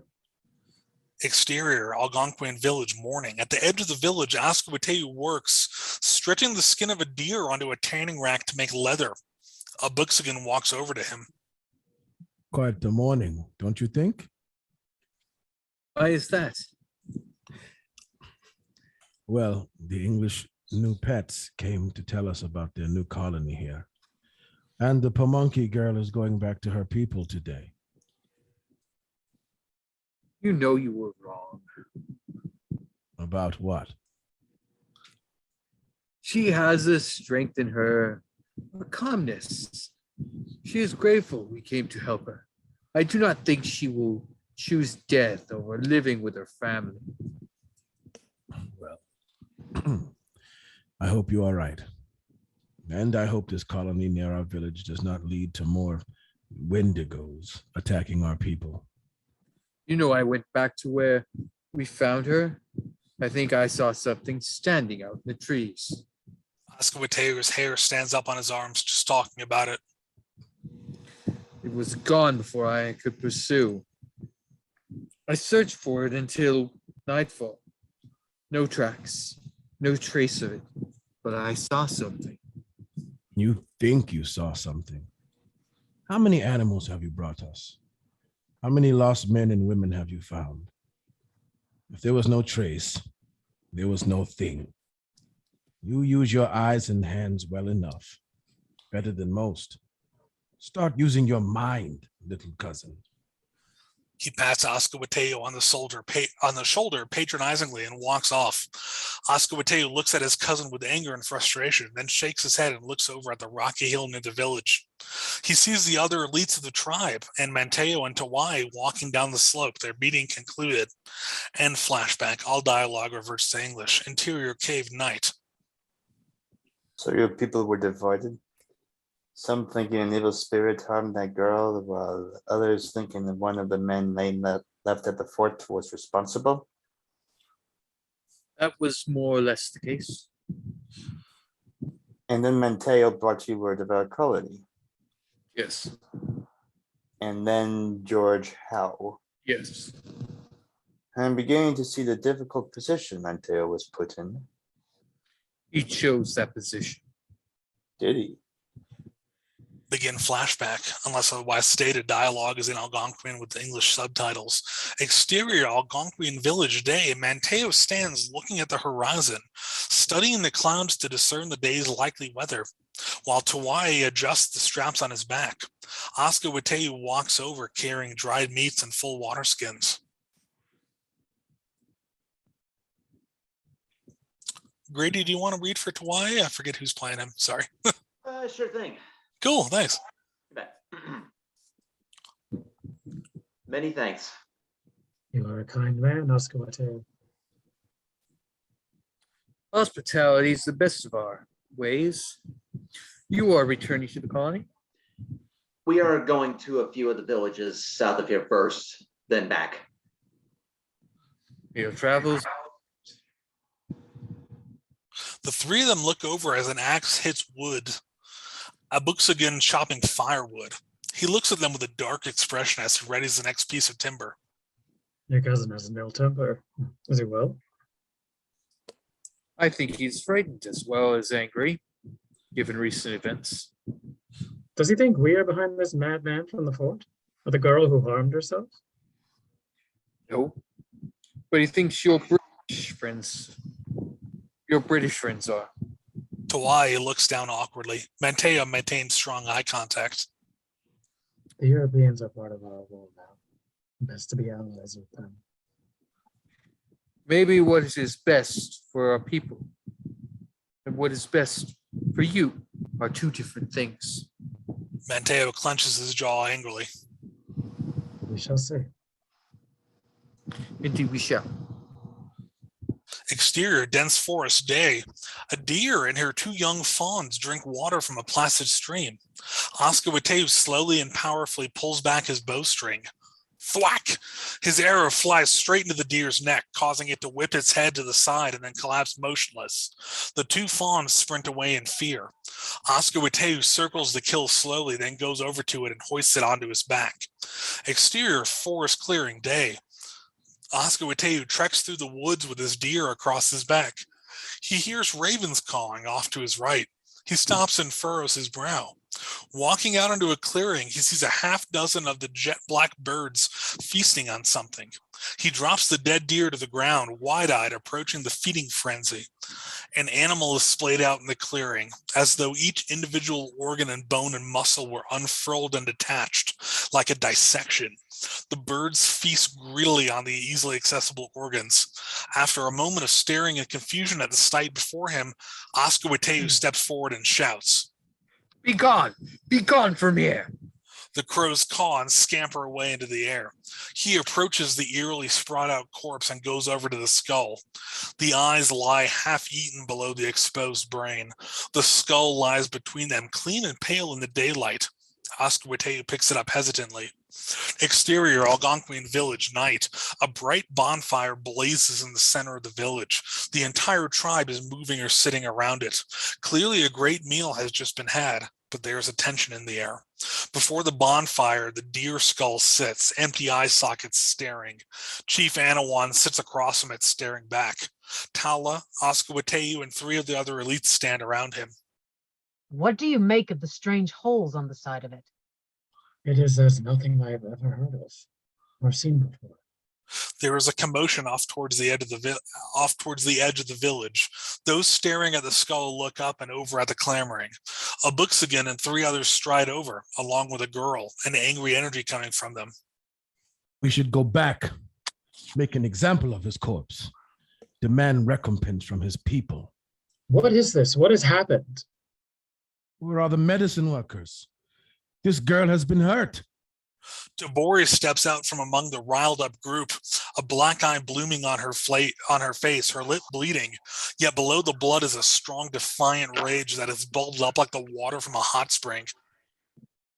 I do not know the medicine masters. I need to know that I and the others of this tribe are safe from these English savages. What happened? Well, one of the Englishmen tried to force himself on me. Where is this piece of shit? We filled him with arrows, left his corpse to rot by the water. Good. He was alone? First the Pamunkey girl, and now Tabori. These English have assaulted us for the final time. Stop this! Stop this! We shall proceed with caution and wisdom. Come, Ascovotea, take your scouts and begin watching the colony. We will watch everyone with open eyes from here on. Ascovotea and Tala nod obediently. Let us see what Manteo has to say about his English friends. End flashback. All dialogue reverts to English. Interior cave night.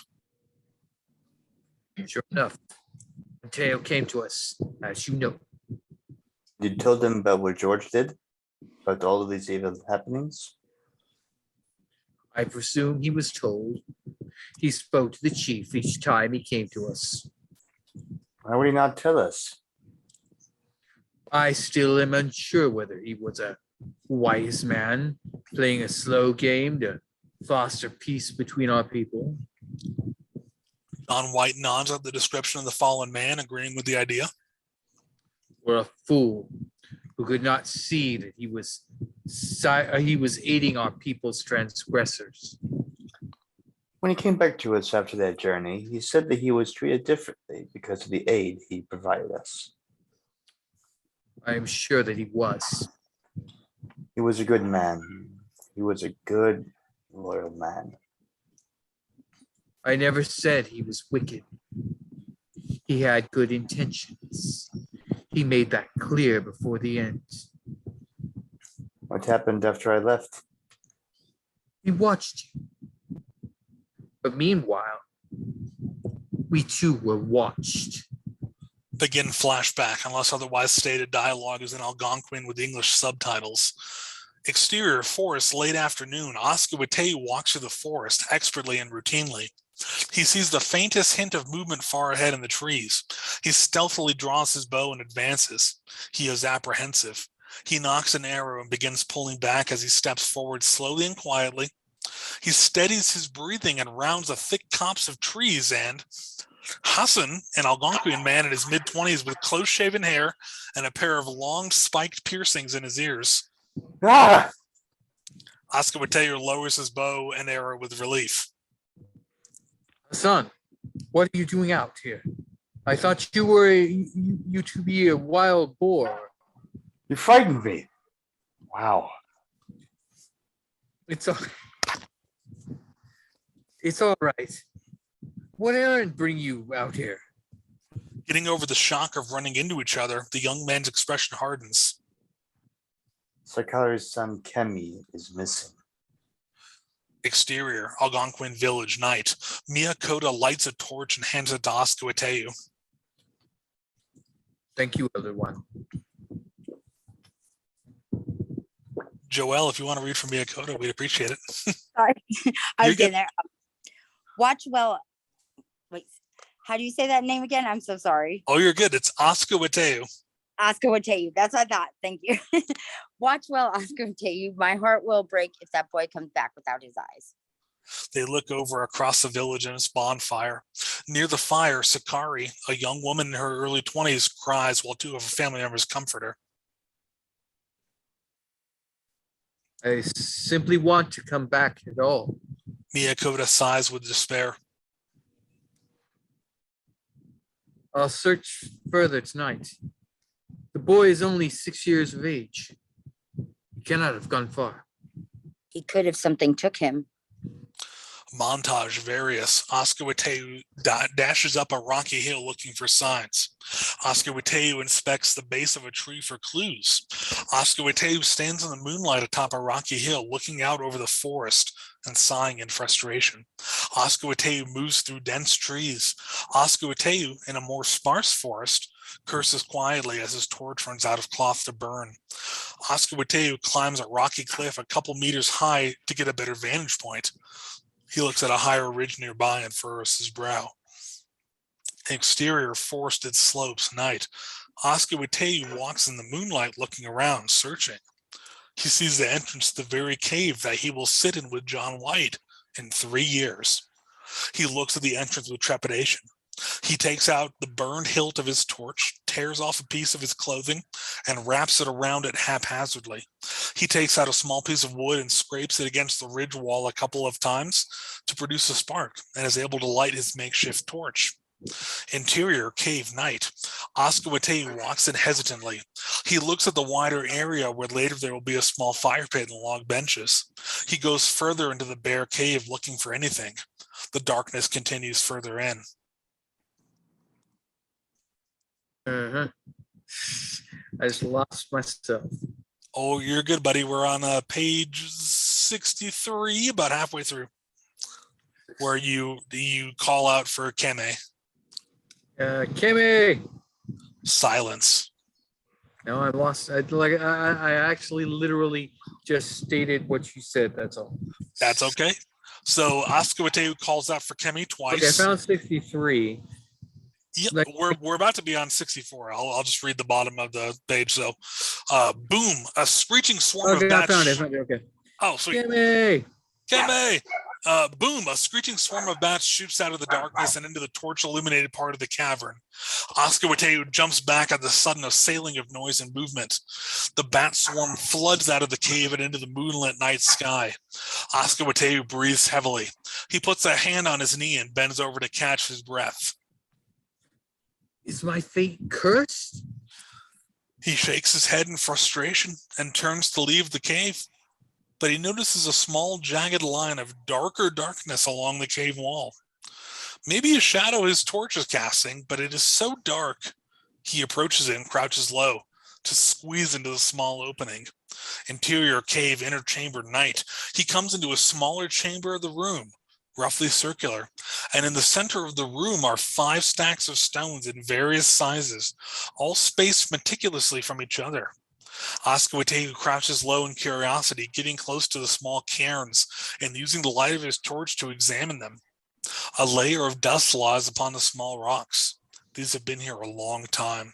Standing up straight, he closes his eyes for a moment in reverence and then turns, his torch raised to do a quick survey of the rest of the room. His eyes widen. Along the far wall of the chamber are drawings by the ancient ancestors, made with clay mixtures, giving them a dull red hue, and some chalks, which produce a pale white palette. The simple but intricately measured drawings captivate his attention. At first glance, the drawings seem scattered and random, but they are clustered with purpose and design. One large portion of the drawing shows a tall figure with rounded head and shoulders like a cloak, almost like a deified king piece from a chessboard. Surrounding it are 6 less ornately but similarly shaped figures.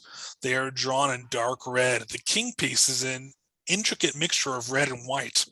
Another piece shows people, 5 of them, their eyes the most detailed part of the drawing.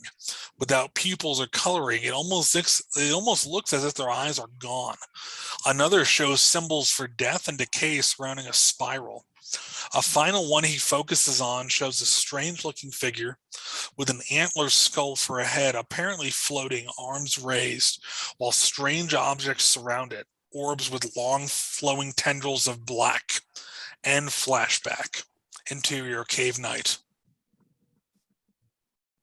Those are here in this very cave. Yes. Go and look at them if you wish. He takes the stick that has been prodding the fire and wraps a small bit of cloth about it. He hands it to John White. Thank you. He lights a small torch of flame and takes a step further into the cave. He stops and turns back. Did you ever find the boy? Oscar Mateo lowers his head in sadness. Yes. Begin flashback. Exterior Algonquin village morning. Oscar Mateo walks out of the forest wearily. He has been searching all night. Chief Anawan and a Buxigan see him and wave him over. He comes to their side. Has he been found? Get some sleep, Oscar Mateo. You should rest. The Buxigan gives him a look that things are not good. Who found him? The chief looks down sadly. Yalla. She came upon his body less than a couple hours ago. Fuck. He takes a step back in staggering sadness at the horrible news. You should join me in going to the boy's body. It is important that your eyes join us.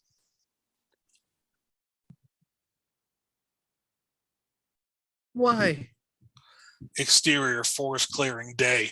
Chief Anawan, Oscar Mateo, a Buxigan, and Hassan look into the clearing. Their expressions are horrified.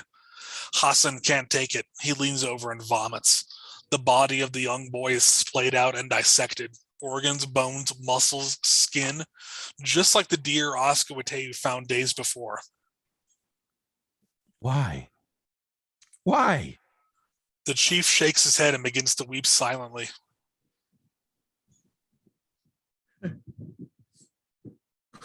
We must unravel the sea. Tala takes a step closer to them. She has been off to the side, staying with the body since she found it. Indeed, we must. Parts of him missing? I cannot find his eyes or his liver. Oscar Mateo crouches close to the body and surveys it. We have to confront the British about this. Make them explain their twisted ways. We must confront them, yes. To do this to an animal, my mind can stretch to seeing a person be responsible. To a child. Buxigan looks at Hassan, still crouched over the small pool of vomit, and places a fist near his mouth, holding back a similar response. We must know whether they did this, or if it is also happening to them. That is wise, Chief. We can make for the colony by midday. Exterior colony day. The colony stands built up as it was when John White departed from it. It has gotten colder, so the men with muskets patrolling the simple wooden wall are wrapped up in blankets. One of them stops as 8 Algonquins, including Oscar Mateo, a Buxigan, Tala, and Chief Anawan, walk out of the trees and approach the colony. The man calls out indistinctly to his comrade, who runs down from the parapet to get the leaders of the colony. Interior, Dare Home Dining Room Day. Chief Anawan, Tala, and a Buxigan sit at a long dining table opposite Ananias Dare, Father Lenton, and Nathaniel Quinton. Mateo sits at the end of the table.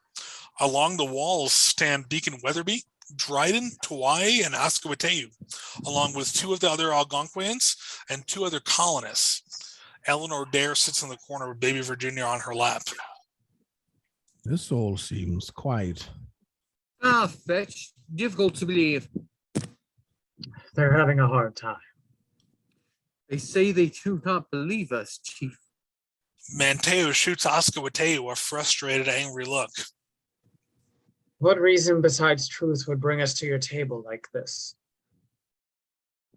He says, why would we come here unless this were the truth? Ananias seems to deflate, trying to think of reasons they would be lying and able to come up with none. Deceptions from the devil take many forms in the book of Mark. Nathaniel leans forward and cuts off the priest. Also Brian.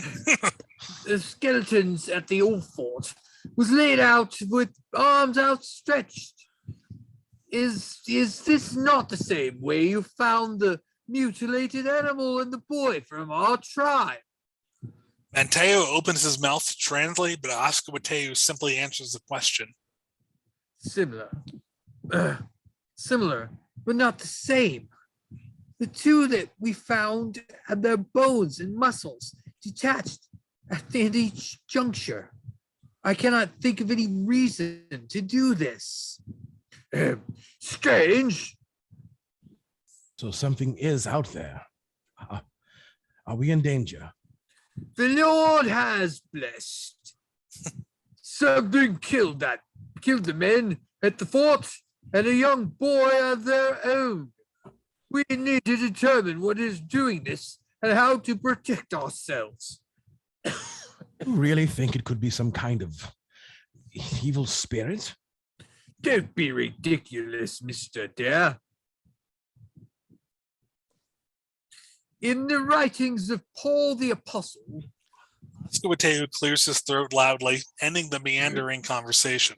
He looks at Manteo with an expression of, should you do it or should I? Manteo nods reluctantly and turns to the British side of the table. My kin have come today to... He hesitates and looks over at the Algonquins who are looking at him firmly. to determine if you and your colony are involved in any way. Father Lenton gasps with overdramatic indignation, while Ananias shakes his head with simple, genuine incredulity. Nathaniel Quinton narrows his eyes slightly, not suspiciously, but taking this seriously. Eleanor Dare stops bouncing Virginia on her knee and looks wide-eyed at the table. Nathaniel Quinton sits straight up in his chair and looks directly at the chief. Can you tell the chief that while I can only truly vouch for myself in this matter, I do not think anyone from our people has the will or means to do such a thing. And since we arrived after whatever happened at the old fort, I think it rules out any of us. But since George Howe, making a full-on cock of himself before you folks killed him justifiably, I understand you're coming before us. What can we do to prove our innocence to you? And what after that? How do we stop whatever this is?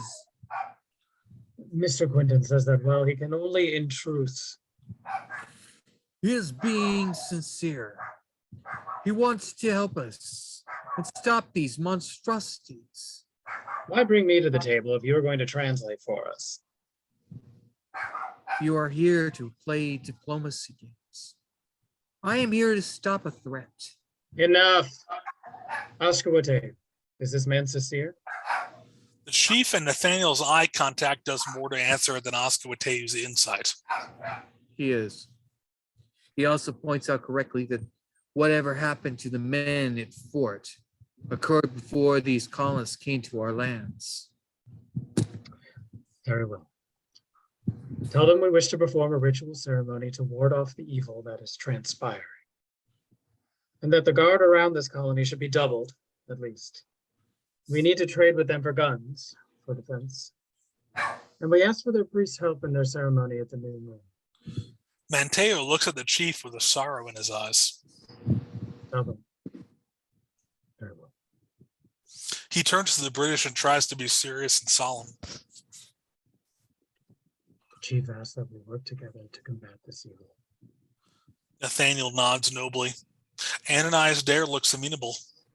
He requests that we trade them some rifles for defense, and that we double the colony's guard, and that Father Lenton and the deacons assist them with the ceremony to ward off the evil spirits. A ceremony?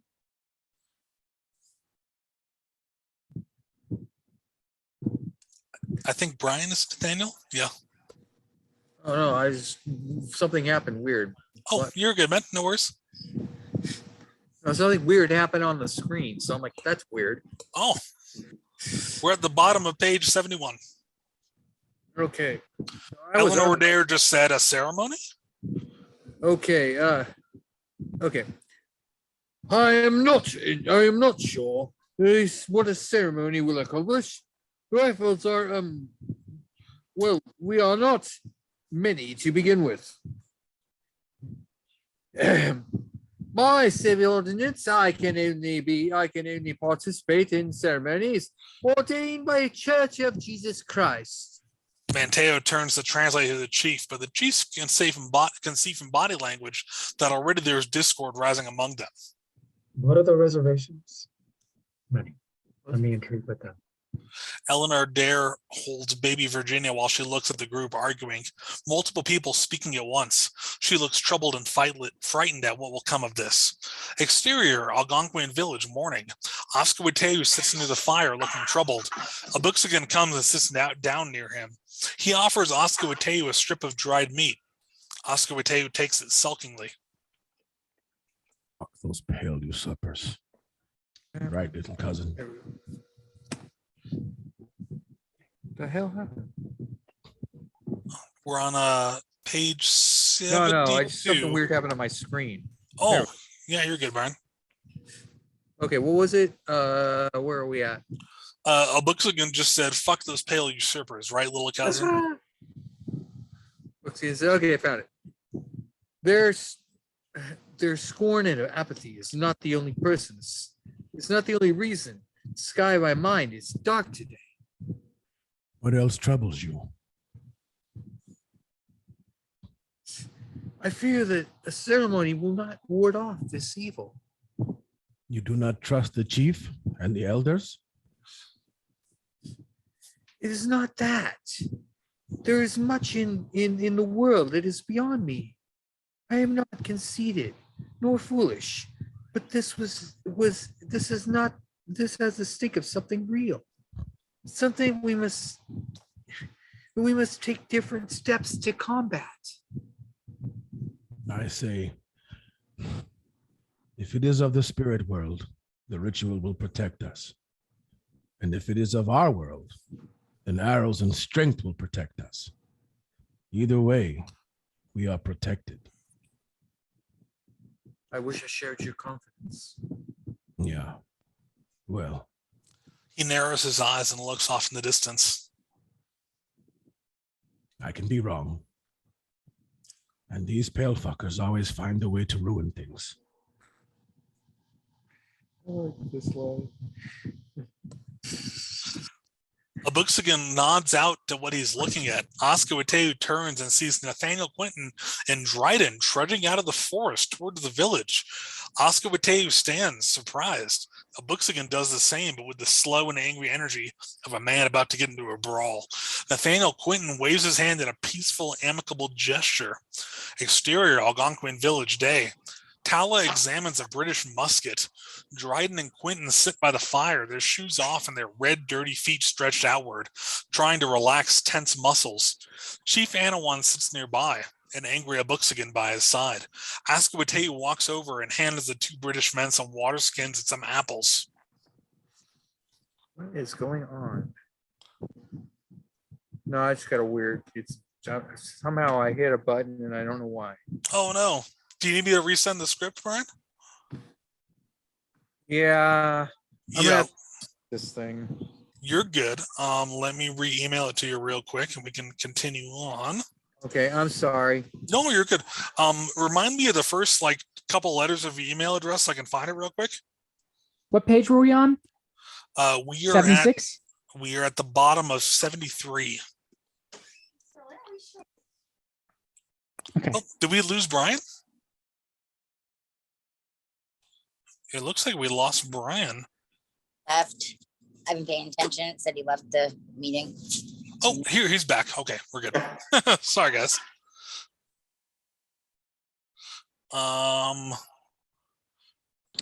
Grady, there we go. Okay, Brian, do you need me to resend the script? Yeah, it was just weird thing happened. That's all. No, you're Okay. good, man. Where are we at again? Bottom of page 73. Okay, we're good. Yeah, Oscar Wateu's lines after he handed the two British men water skins and apples. Where he says you need better shoes. Better shoes. Your feet will hurt less. I will show you tonight. Many thanks. They are all in this condition? Yes, ma'am. Wish we could spare you more than half a dozen, but we aren't fully stocked ourselves. We're happy you came to us. He is happy you came to us before. He is happy you came before us. Well, tell him we're sorry about the idiot blokes back at our colony. They got tripped up on the idea of a ceremony which, to their point, doesn't hold much weight with me either. But clearly something is going on, and my gut is telling me that we're going to have to work together to survive it. Ceremony is what delivers us. Oh, goody. And maybe More being Brian talking smart to is- himself. I love this. Yes. Maybe smart and having rifles will be what saves us. Let's try everything I do. Want any of my people getting ripped apart or going mad. So we'll help with whatever you decide to do. Thank you. At least we can do. Why is Mateo not with you? He's busy wasting his time trying to change the priest's mind about non-Christian ceremonies. Mateo does try very hard. He does. Exterior colony evening. Night is fast approaching the colony. Interior church evening. All dialogue in this scene is spoken in English. In the simple wooden church in the colony, barely bigger than the surrounding homes, Father Lenton leans wearily on the podium pulpit, a Bible in his hand. Deacon Chatwin sits on one of the seats, twiddling his thumbs. Mateo paces, gesticulating emphatically. And that is how the tradition came about. For generations of all the time to employ the ceremony, it is now. But the Holy Bible speaks nothing of these things, only of forbidding false gods and idolatrous practices. Mateo shakes his head. You truly think all of the truths in the world are contained in that one little book? Father Lenton looks down at his Bible and back up at Mateo with a look like he was just told that he had a hole in his pants. The door of the church opens noisily, and Deacon Weatherby enters, looking harried. Pastor Lenton, sir? What is this, Weatherby? Weatherby gulps with trepidation. Exterior colony night. All dialogue in this scene is spoken in English unless stated otherwise. 5 colonist men, all of them armed with rifles, stand talking heatedly in the middle of the colony. Tawai stands nearby, looking tense. Father Lenton, Deacons Chatwith and Weatherby and Mateo walk to them from the church. Where's Mr. Quinton? Hey, Greg, do you want to read for colonist man number 1? And then if Grady can read for colonist man number 2, we'll be rocking and rolling. Mm-hmm. I don't know if Greg's, I'll read for colonist man number 1. Dunno, can't find him or Dryden. And a couple of rifles missing from the armory. I do not understand. They asked me in the day how to get to our village. Mateo grimaces and shakes his head, looking like he just got a sudden migraine. Hang on. They're stealing weapons for the disciples. Let us not jump to conclusions. So they're gone, and we went out on guard rotation with Beauville and Walden. Can't find them either. Tawai shrugs. Fuck. Are your people taking our guns? Did you kidnap those men? No. I don't believe you, you heathens. That's Brian's line for Father Lenton. I'm trying to figure out where I am. We're on page 77, about 2 lines of dialogue in. Sorry about that. You're good. Weatherby, bite your tongue. Whatever is happening, I assure you, neither I nor Tawai are involved.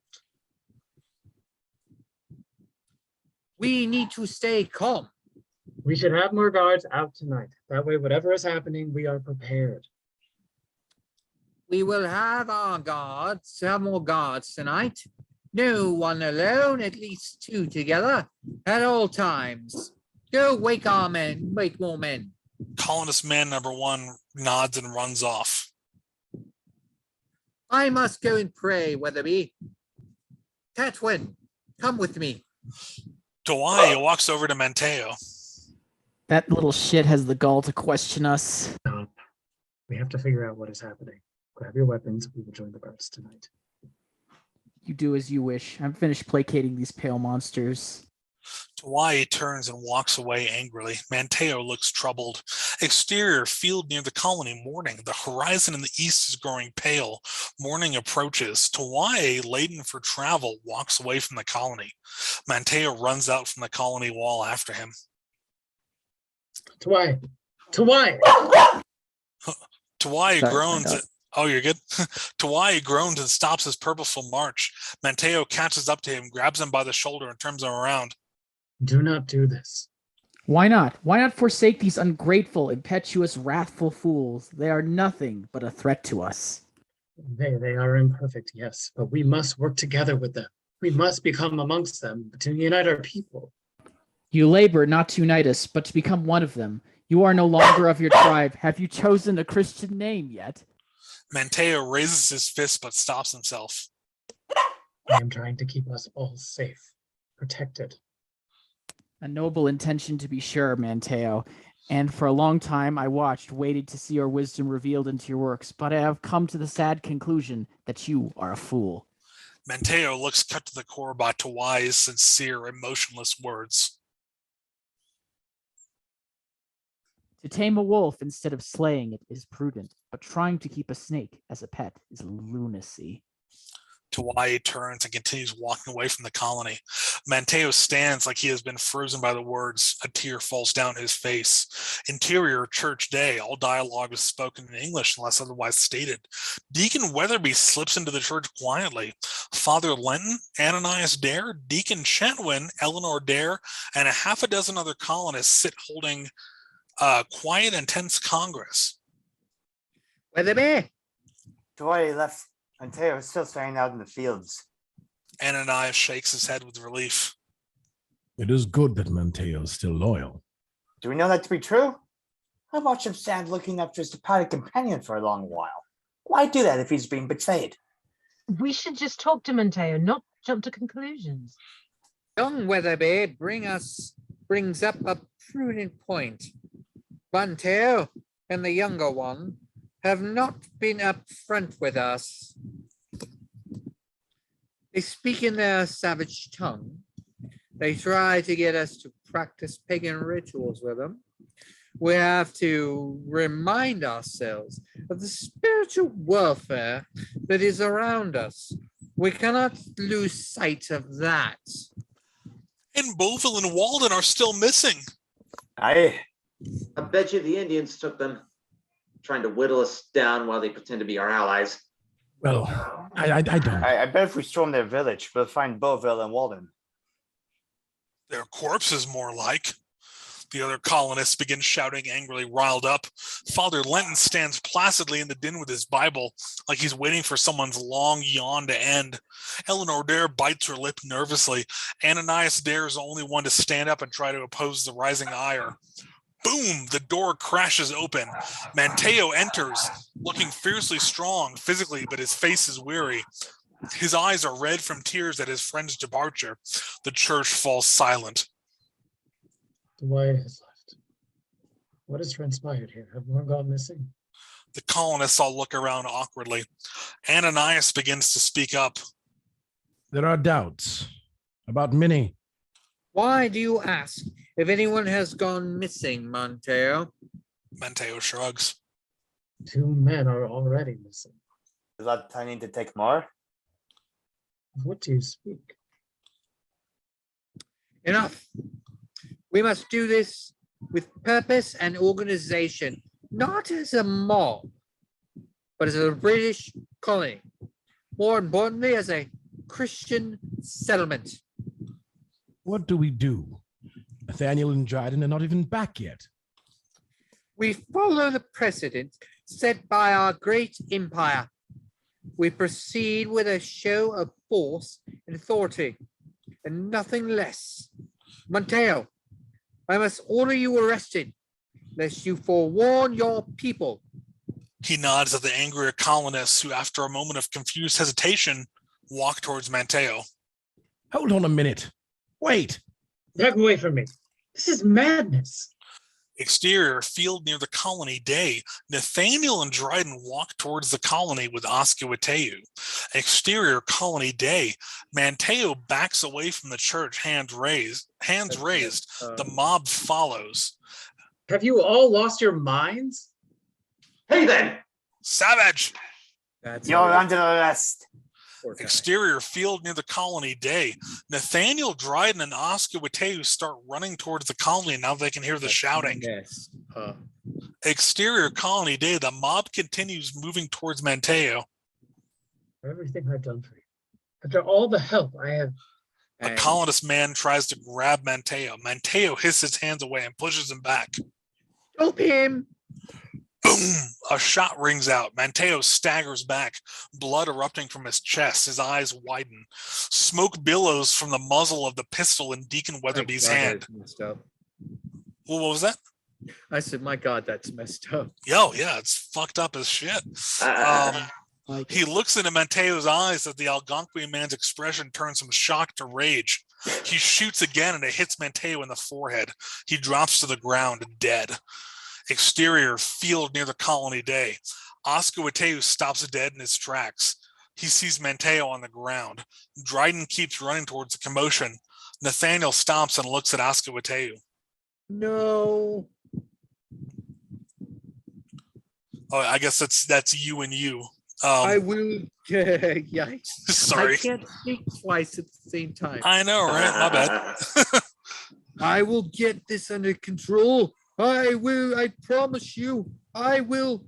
No. After all, he has done. How? I will see that led up to this. I will figure everything out. How could someone possibly do this after the time he has spent on your behalf? Oskalwateu storms off in a rage. Oskalwateu, come back! Shit! Nathaniel runs to the colony. Oskalwateu does not look back. Exterior, colony, night. The colony is quiet. Guards patrol. Their torches a stark contrast to the darkness around them. Exterior, Dare home, porch, night. Ananias sits on a bench smoking a pipe. Eleanor walks out of the house. Where is Virginia? Upstairs. The Clarkson's daughter, Amelia, is watching her. Ah, that is good. Eleanor sits down next to Ananias. He wraps his arm around her. Sitting out here with you, looking up at the stars, is all a man can ask for. I am worried, Ananias. You need not be. God will watch over us. Could we really defend ourselves if the natives attacked us? I'm sure it will not come to that. Nathaniel will keep the peace. Poor Manteo. That should never have happened. I agree. Eleanor begins to sob quietly. Ananias holds her tighter. Interior, Dare home, Virginia's room, night. Amelia, 9 years old, with curly hair, sits next to baby Virginia's crib, rocking the crib back and forth, quietly singing a lullaby. Rock-a-bye, baby, thy cradle is green. Father's a nobleman, mother's a queen. And There's a creaking sound outside of the room. Amelia looks concerned and ceases rocking the crib. Madam Dare, is that you? A beat of silence. A pale creature walks into the room. Its eyes are big, round pits of darkness. No nose or mouth, just a strange little hole in the bottom half of the face. Its skin is pale to the point of being paper white. Its fingers are long and thin. It may have once been human, but no longer. Amelia screams. Exterior, Dare home, porch, night. Ananias and Eleanor shoot off of the bench and run inside. Interior, Dare home, night. Ananias and Eleanor sprint up towards baby Virginia's room. They hear baby Virginia crying. Interior, Dare home, Virginia's room, night. They crash into the room and see the crib with baby Virginia in it crying. The window is open. Amelia is gone. Eleanor rushes to grab Virginia. Ananias looks out the window. He sees something carrying Amelia through the colony. Help me! Ananias runs out of the room. Interior Dare Home night. Ananias grabs a flintlock pistol. Exterior colony night. Ananias sprints out into the colony. He makes it to the gate in the wall. It is open. A decapitated guard lies by the gate, his torch on the ground, causing a small fire around. Ananias grabs the torch and stomps out the ground fire. He peers out of the gate, but he sees no sign of Amelia or the thing that took her. What the devil is going on? Exterior colony morning. The colony is quiet. Interior church morning. The colonists are all crammed inside of the church. Some of the colonists cry. The armed guards look frightened. Eleanor Dare holds baby Virginia in her arms. Exterior Algonquin village day. Osquite chops firewood. He looks up and sees Nathaniel Quinton and Ananias Dare approaching. He keeps the axe in his hand and relaxes his shoulders, breathing deeply. Nathaniel raises his hands. His musket is strung across his back. He comes in peace. Exterior Rocky Hill Summit Day. The tribe's elites, including Mia Kota, Chief Anawan Tala, Abuxigan, and Osquiteu, all sit while Ananias and Nathaniel stand. Chief offers his condolences. Such a brazen attack must have your people under a great shout of fear, he says. Well, besides the 4 dead men, there are really more trouble with the 6 missing children. 6 children have been taken. The tribe's elite shake their heads in sorrow. I'm very sorry to hear this. He is very sorry for your people. You think we will find them? Like, Osquiteu raises a hand, not dismissively, but kindly. We need your help. We'll put the priest in the stockade, along with his idiots that killed Monteo. Osquiteu nods. 4 killed and 6 taken, all without a sound, without a rifle being fired? She asks how all of this occurred without shot being fired or without sounds of struggle. We do not know. Amelia, she screamed for help. Osquiteu turns to look at the chief. Something evil is at play. Something powerful and strong. We must trace it to its source. The old fort. Exterior Pamlico Sound Day. Half a dozen kayaks sweep over the waters of the Sound towards Roanoke Island, manned by an even mix of colonists and Algonquin warriors. Among them are Ananias Dare, Dryden, Nathaniel Quinton, Osquiteu, Tala, and Abuxigan. Exterior Roanoke Beach Day. They bring their boats ashore. Exterior Lane's Old Fort Day. Tala and Osquiteu lead the group. The tracks are difficult to see. She crouches down and the group follows her into the forest. Exterior Forest Day. The group travels through the woods. Is it normally so quiet in these woods?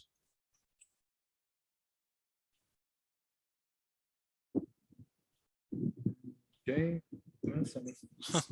We're at the very bottom of page 87, Brian, where Osquiteu says no. Oh, all right. I didn't see the word no. Didn't see that part. No. Exterior Forested Slopes. Today, the ground slopes upward in some tree-covered hills. The group makes their way up with some difficulty and comes through a thick copse of leafed bushes. Exterior, the portal day. In a small clearing surrounded by trees, there is a hole in the ground, perfectly cylindrical, like the end of a large cylinder with no bottom in sight.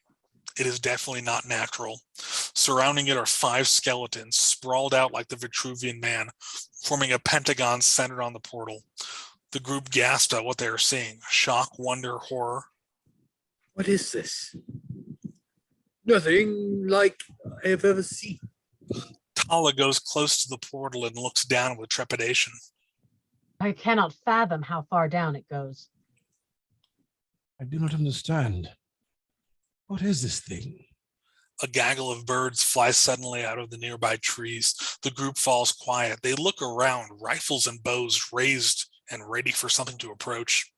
Oscar looks out and sees the same face he saw in the forest not long ago. A stretched, creepy face with a too wide grin, wide eyes staring at him from afar. The thing raises its hands high above its head, its fingers dangling in an unnatural gesture. Run! Suddenly, a pale, eyeless creature like the ones that took Amelia leaps out from a tree and lands on one of the colonists, sweeping long, taloned fingers across his face. 4 more of these pale abominations leap out from the surrounding area and attack the group. Nathaniel shoots one and it recoils from the shot but does not fall. Retreat! The group begins to flee from the carnage. One of the pale things tries to grab at Oscar, but he hits it away with a strong sweep of his hand axe. Amelia screams from nearby, shrill and piercing and desperate. The children! The creature Manteo hit away with his axe gets back up and stands over him. Nathaniel hits it in the back of the head with the butt of his rifle and then tries to grapple with it. Get the children! Oscar leaps to his feet and runs into the trees. He comes to a large willow tree. Underneath its sloping branches, he sees 6 children, all suspended upside down, the tops of their heads and their eyes underwater. Amelia is among them, and she is screaming for help. Oscar cuts them down and helps them get to their feet. Come with me swiftly. Exterior, Roanoke Beach, day. The group runs to their boats and jumps in, readying weapons to shoot back at the tree line as they enter the water. Oscar helps the children get into one of the boats. One of the colonists screams and is dragged back into the trees. An Algonquin warrior is tackled by a pale thing, but he shoots it with an arrow as he falls. The creature slashes its hands horrifyingly fast and tears up the man's face and neck. A hail of bullets and arrows from the boats hit the creature, which stands but recoils with each hit but does not fall until all of the bullets and arrows have struck it. Horrified at how much ammunition it took to take down one single creature, the group runs into the sound in shocked silence, a smaller group than the one that initially came to the island. Exterior, colony, night. The tribe's elite and the leaders of the colony grimly gather around a large fire. Among them is Chief Anawan, Miakota, Abuxigan, Oscar Wateu, Nathaniel Quinton, Ananias Dare, Eleanor Dare, and Dryden. Thank you for having your shamans look over the children. I am happy that they are unscathed. We all are. But these things are. I found drawings in the cave from the ancient people. They could be of these things we encountered. It doesn't matter. I don't know if we have enough bullets to stop them. These horrors began after the men of the old fort went silent. They must have found this artifact in the forest and awakened this nightmare. Miakota is right. They seem to stay centered on the strange metal in the woods. So we blow it up. We have blasting power, powder, and dynamite. Let's set it all on the strange thing and blow it to hell. Oscar Wateu whispers in Algonquin to Miakota and Chief Anawan. Miakota and Chief Anawan speak in hushed, rapid Algonquin. They nod at Oscar Wateu. Based on the ancient diagrams and patterns passed down through the generations, let our people lay out the dynamite. We can make the explosives as effective as possible. Your people have much experience with explosives? Look, they have been right about everything up until now. They're past the point of relying on convention. Your people will coordinate laying out the explosives. We'll give you cover with our rifles. He stands and extends a hand to Oscar Wateu. Oscar Wateu takes it. We work together on this. We can drive out this evil. Agreed. Exterior forest of Virginia morning. The sun rises over the trees. Exterior forest. All dialogue in this scene is spoken in Algonquin. The Algonquians trek back to their village. A Buxigan walks next to Oskalwateu. Do you really think it wise to rely on the Pale Ones for support? We need their muskets for the battle ahead and their numbers. Anything we can do to give us an advantage over those eyeless monsters is prudent. But do you really trust the British? I trust Nathaniel, and he is command of them now.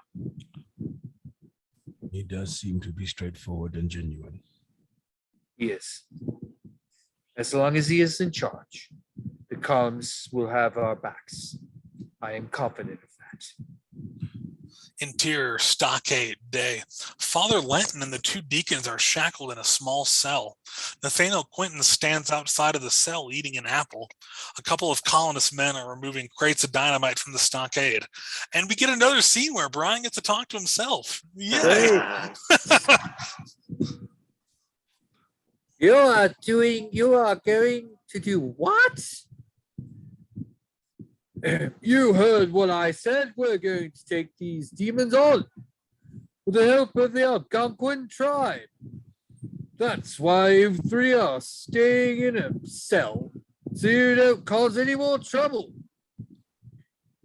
We were simply doing our... I don't give a fuck what you thought you were doing. You caused trouble, now Monteo is dead, and we could have used another fighter. So you lot are staying in the cell. Nathaniel Quinton exits. Exterior colony day. Nathaniel Quinton walks away from the stockade as they load the dynamite into packs that can be carried. Dryden walks over to him. How's it coming along? We will be ready come morning. Good. Once things are loaded, keep a constant guard on the explosives. But otherwise, let's try to have everyone get some rest before tomorrow. Aye, sir. Dryden nods and leaves to disseminate the commands. Nathaniel walks over to the wall around the colony and looks out into the forest. It is a clear day, but somehow the silent trees still bear an ominous foreboding. Time to end this. Exterior colony night. The colony is quiet. Many torches held by guards line the walls. Nathaniel Quinton sits nearby the pile of explosives, cleaning his pistol. The wind howls just slightly. The hairs on Nathaniel's neck stand up. He stands looking around as he hears a very faint whispering. He walks towards the trio of guards standing by the dynamite. Did you hear that? Hear what? Nathaniel doesn't elaborate and runs up to the wall and looks out into the dark forest. Out at the edge of the tree line, the ancient robed creature stands, its stretched face smiling widely, eyes open and unblinking, staring at Nathaniel. Its hands come together in a silent clap. Wake everybody up! We're under attack! Gunfire erupts from the other side of the colony, preceded by shouts and screams. Guard the dynamite! Nathaniel draws his pistol and turns back to look for the monster of the woods, but it is gone now. The din of battle behind him intensifies, so he runs down from the wall and grabs the nearest guard by the explosives. Stop putting on the packs. Put out your torches and be ready to make way for the boats. He runs further into the colony as people are awakening and fleeing their homes. A pale monstrosity leaps off of one of the roofs and Nathaniel shoots it in the face with his pistol. It barely recoils. Dryden shoots an arrow into its throat. Nathaniel pulls out a knife and cuts off one of its hands. The creature pulls back and runs off. Nathaniel nods at Dryden in thanks. Another pale creature rears up behind Dryden and grabs him, slashing his throat open in a fountain of blood. Nathaniel lets loose a barbaric roar and charges forward with his knife, grabbing Dryden's sheathed sword and slashing viciously with both weapons until the creature relents and runs off. Dryden's body hits the ground. Nathaniel is wide-eyed, out of breath, and covered in blood. He looks up and sees many of the colony homes are ablaze. Part of the wall goes up in flame. Nathaniel makes the decision. He grabs a wooden post and slams it into the ground, carves the letters CRO into it, and runs back towards the dynamite. The guards around it stand with their rifles looking frenzied. Pull on the packs. Retreat, retreat to the boats. Nathaniel dons a heavy pack of explosives and they run off into the trees. Exterior shoreline night. A couple of small rowboats are docked near some rocks. Nathaniel and his guards come out of the trees, out of breath and bloodied. A half a dozen other colonists are there, including Eleanor with Virginia and Amelia. Where is Ananias? He stayed to fight while we fled. She begins to cry. Exterior colony night. The colony is a raging inferno of burning buildings. Ananias' body lies on the ground, a broken rifle next to it. Interior stockade night. Smoke is billowing into the cell. Father Lentons and his deacon all look up, horror on their faces. I, in the name of the Father, the Father, and the Son. We see that the tall creature stands in the stockade, staring eerily. Its horde of pale monstrosities behind it, all of them unbothered by the flames. No, no, no, no. Exterior, Rocky Hill, Summit night. Oscar would tell you, that was awesome, Brian. Thank you. I love that. Exterior, Rocky Hill, Summit night. Oscar would tell you stands atop and rock, I gotta fix that typo, and looks out at the rolling hills bathed in moonlight. Far in the distance, he sees fire and smoke. Oh. Exterior colony day. All dialogue in this scene is spoken in Algonquin. The colony is nothing but smoldering ruins and ash. The Algonquin warriors walk through it solemnly. Burnt bodies are scattered around the burnt buildings. The only standing piece of wood is the post that Nathaniel set. Oscar Wateo crouches in front of it. We need a new plan. They must have gone to Roanoke. Nathaniel knows that we call it Croatia. Croatoan. Why else leave this marker? Maybe it is a trap. We have to assume that they mean to go forward with the plan. I see no craters here. The explosives have not yet been used. Exactly. We have to continue on to meet the survivors at Roanoke. Chief Anawan moves solemnly through the desolation of the colony. Chief? We proceed to the colony as planned. Exterior, Pamlico Sound, day. All dialogue in this scene is spoken in Algonquin. A dozen boats with Algonquin warriors row powerfully across the sound. Oscar Wateo crouches at the prow of one of the ships. He surveys the approaching island intently. This is a fool's errand. We have to destroy this thing. Send it back from whence it came. If we were decimated, would the English come to our aid still? It does not matter what they would do. It matters what we will do. Look, I see rowboats. All right, I decided to respond to a quick thing. Give me a moment here. Exterior, Roanoke Beach, day. The two Algonquins land on the beach in a powerful show of force. 24 colonists are huddled in a small beachhead they have fortified with some trees, rifles facing out into the woods. Nathaniel Quinton waves in the Algonquins. Oscar Wateo disembarks and clasps hands with Nathaniel. They came back to the colony? Yeah. And this time it was to kill, not to capture. We barely made it out. Did you manage to keep the explosives? You're damn right we did. Exterior, Lane's old fort, day. The group storms into the abandoned fort, guns raised, ready for a fight. Interior, Lane's old fort, log building, day. Oscar Wateo lays a piece of Oscar Wateo lays a piece of parchment on the table and takes a piece of coal, drawing out their battle map.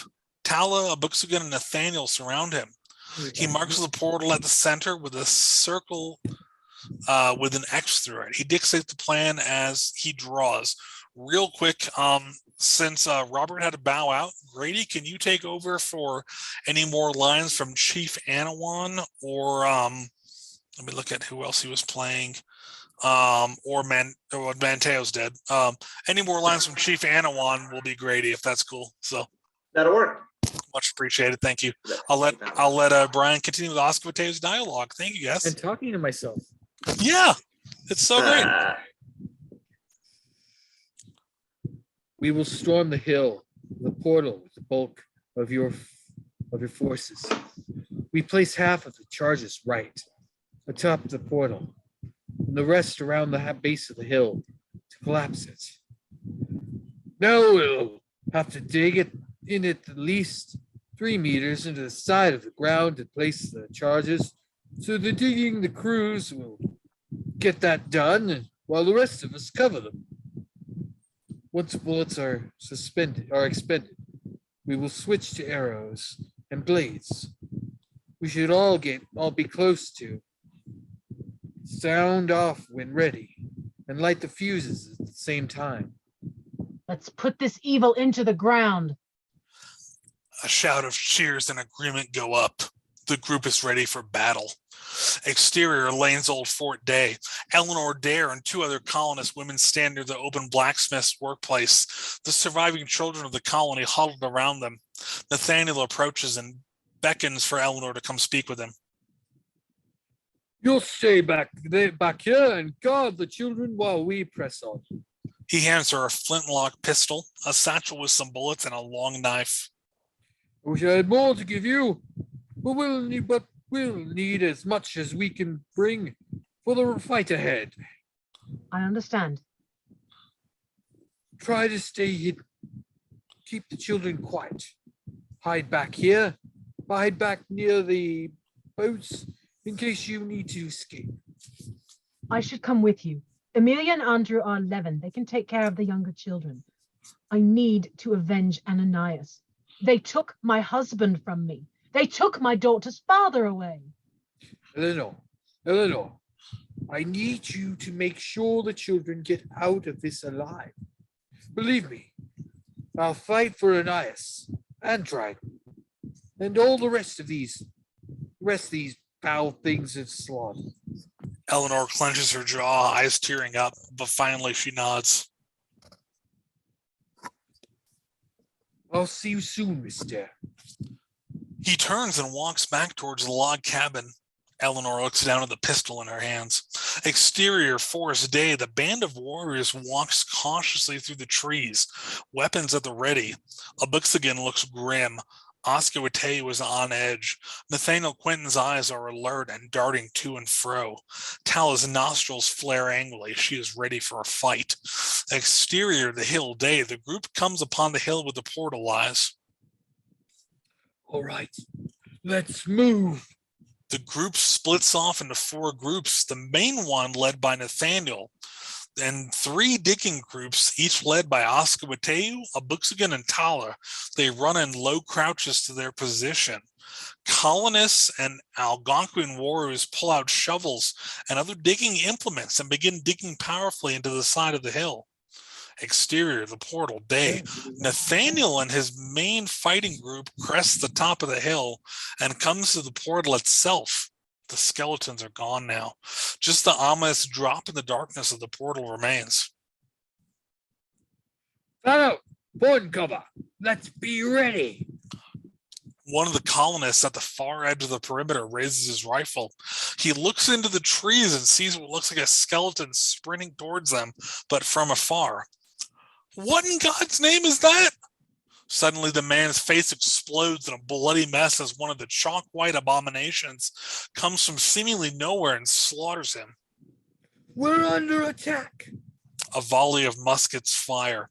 Exterior, hillside, Oscar Wateu's team, day. Colonists and Algonquins dig into the hillside. They're here. Dig, quickly. Exterior, hillside, Tala's team, day. The team digs into the hillside. There are whispers nearby. Tala shoulders her rifle. Be ready. A skeleton leaps down from the hilltop. Its face and a few other parts of his body have paper white flesh growing on them, like a reverse rotting corpse. It jumps down in front of Tala and she kicks it back, shoots it in the face, and then uses her rifle like a club and beats it into bone fragments. Exterior, the portal day. The main fighting group is getting shredded. Muskets and screams are competing over the din of fighting. Nathaniel fires his musket into a pale abomination and beats it back with his rifle butt, reaching for his pistol and realizing it is gone. The pale creature tackles him, but suddenly an axe lodges in his head. Nathaniel looks up and sees Tala standing over him. Sounded like you needed some help. She helps him to his feet and he begins reloading his rifle. Exterior, Oscar Mateu's team day. The sound of battle are a little further away here.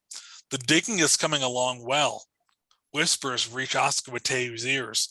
He wheels around and looks out into the forest. Far in the trees, he sees the Ancient One. Flesh too far stretched, over the face, arms spindly and at weird angles in the body, and running from it are skeletons of partially regrown flesh. Things slow down. The skeletons run in slow motion. Oscar Mateu can see the battle on the hilltop in slow motion. The Ancient One speaks in a voice that is like glass being scraped over a gravestone, like ancient screams and nightmares come to life. Greg, you want to read for the Ancient One?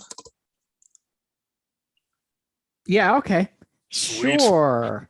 Let's see. In Algonquin, sacrifice the outlanders, and we shall leave your people in peace.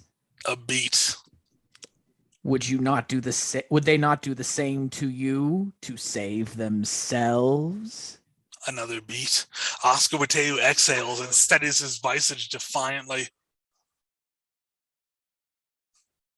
It matters not what they would do. It matters what we would do. Time resumes normally, and Oscar Mateu raises his rifle and fires at the ancient evil. The bullet strikes the horrifying face, but ricochets like it struck metal. A shrill, angry shriek slices through the air. How much further? Almost there! Be ready, they're coming. Exterior, the portal day. Nathaniel shoots a pale abomination and draws his sword. Tala has two axes in either hand and fights back a skeleton.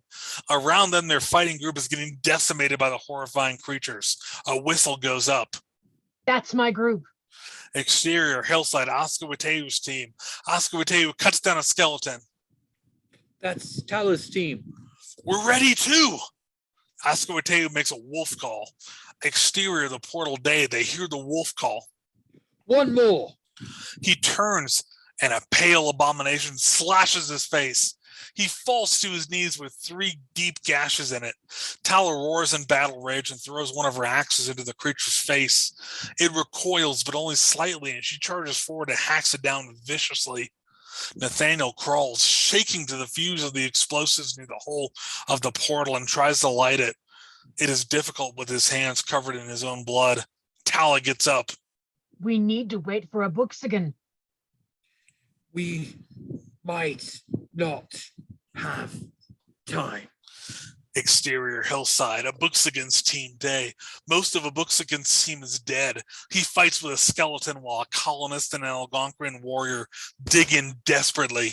The skeleton stabs its arm into his side, impaling him. He falls to the ground and cuts the arm off, but the skeleton stands over him and raises his other hand, the sharp ends of its fingers ready to stab into his face. Whack! The skeleton's head is knocked clean off. Eleanor Dare stands with a thick tree branch in her hands. A Buxigan nods to her. We're ready! A Buxigan coughs up blood, but then makes a loud owl sound. Exterior, portal day. We're ready. Nathaniel lights the fuse and gets to his knees with his sword ready. I'm staying. I'll make sure it goes off. Blessings upon you. He nods. Many things are not going to take me. Tala and the 3 other Algonquin survivors run off. Exterior, forest day, the teams unite what is left of them. Eleanor Dare is the only remaining colonist. There are less than a dozen Algonquin survivors. They run through the woods at a fast pace. Boom! They are knocked to their feet or to the ground as the explosion goes up, shooting rock and debris high into the sky. Interior cave night. Your band is badass. John White is pale. The fire has gone out and only moonlight illuminates them. Did it work? Was the thing unmade? Sorry. You're good. We're on page 105. Or 104, sorry. My damn computer started going out. Oh, you're good, man. We're on Okay. page 104. John White just took his first dialogue. It left us. It left us after. It left us after that. So it could still be out there? I assume that it is. We must bring in the Royal Navy. Alert the Crown. No. We must leave it alone. Let it rot in solace in the forests. Seeking it out would be the worst thing we could do now. This is what you would ask of me. That we keep this secret? Now you know why it must be kept secret. The portal be dug up and be rekindled. But scientists and scholars.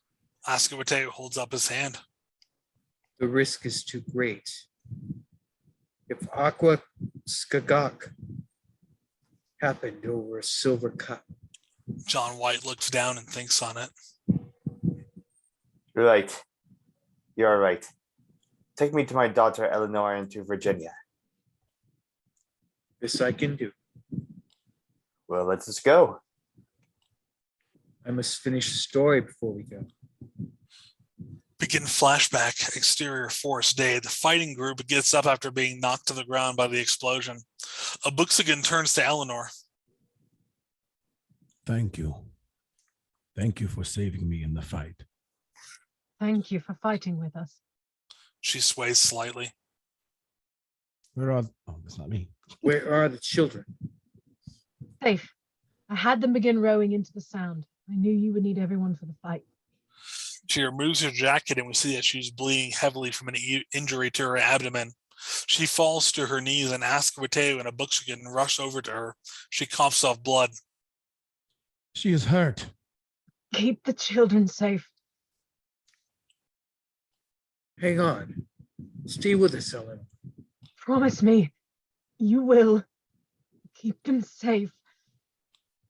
Our people will protect them. Thank you.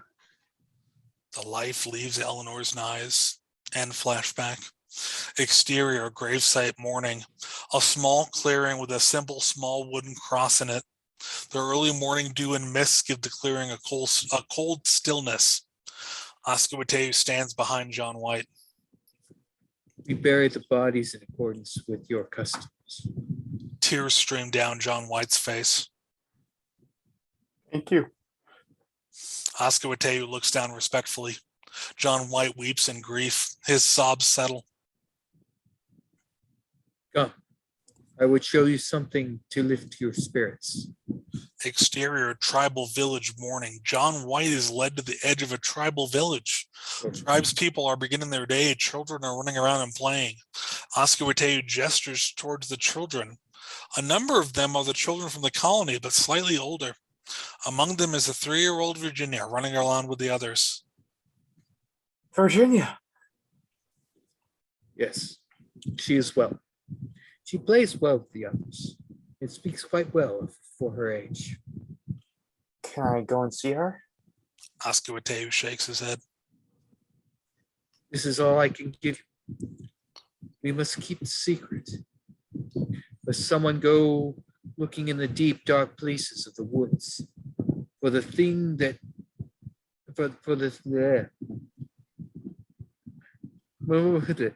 let someone go looking in the deep, dark places of the woods for the thing that haunted us. Your colony's fate must be lost to time, just as that evil will be. Tears roll down John White's face again. Why? Ascawate exhales, ready to explain himself again. Why all of this? Why should this even befall our colony? We asked the same question after Aquagiskak. John White nods grimly. Exterior, Atlantic Ocean day. Dark clouds hang low and heavy in the sky. The HMS Moonlight and the HMS Hopwell take to sea.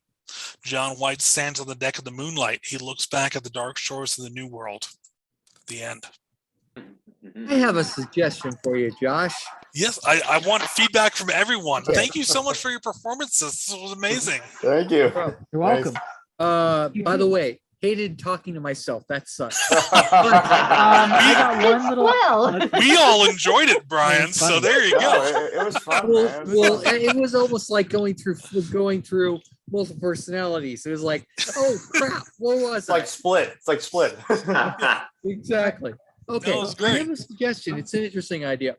The Algonquin and going through subtitles could get a Yeah. little tiresome. Here's an Yeah. idea. You do the speaking in the Algonquin. I've seen this done, and then a flash of off color, and then you go back to the normal screen, and then suddenly they're speaking in English.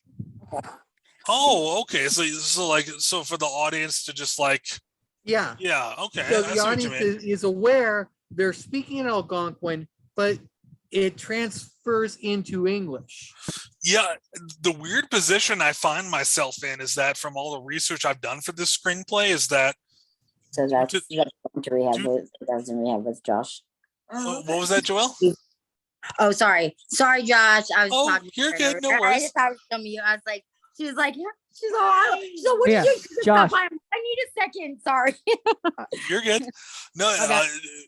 during my research though, unfortunately, the Algonquin language is mostly lost to Yeah. history Yeah. due to the brutality of the British settlers, and so. So otherwise, they're going to be listening to a whole lot of gibberish, and they're going to be And reading it a would lot be of the with movie. subtitles, which I think most people are okay with listening to a foreign language and seeing subtitles. But the problem is that the Algonquin language has been so brutalized by history that very little of it remains. So it would be hard for the production to actually fulfill that, You So have to find somebody So who just speaks like it. I said, do the little off color thing, and then flash to Kinda normal. like the 13th Boom. Warrior.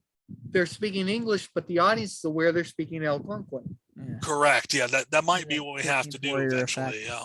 I've seen Yeah. it done before. I've seen Yeah, I've seen that done before. I don't think it would pull people from the storyline per se, And So not I to have- mention, you could have actors that were expressing themselves and acting, and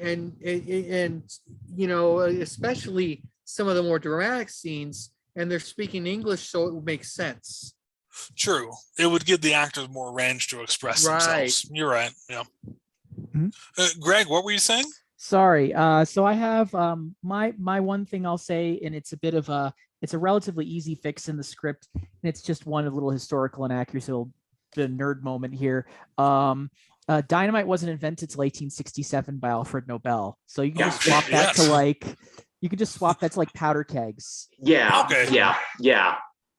So Good call. Good call. I want to mention that. Yep. All's good. otherwise it's but it was actually the accuracy was really good. And I think the suggestion so far was really good. I really liked it a lot so far. Aside Yeah, from that, absolutely. every else was very accurate too. Oh, thanks, guys. I really appreciate that. Yeah. I Which is actually one little enjoyed it the detail. second time better. I'm like, by the way, First time I heard it, Yeah, Joelle, what's your feedback? I want to hear it. okay, Brian did amazing because that was really like as I was watching, like going back for like talking to himself, I'm like, okay. So I have to ask Brian, do you actually have an English accent or do you have a regular? no, or I'm very American. I thought so because you actually do the English accent amazing. You are spot on. You were amazing. I don't know who the other guy is in the glasses, like short blonde hair. I'm not sure what his name is. He did really good too.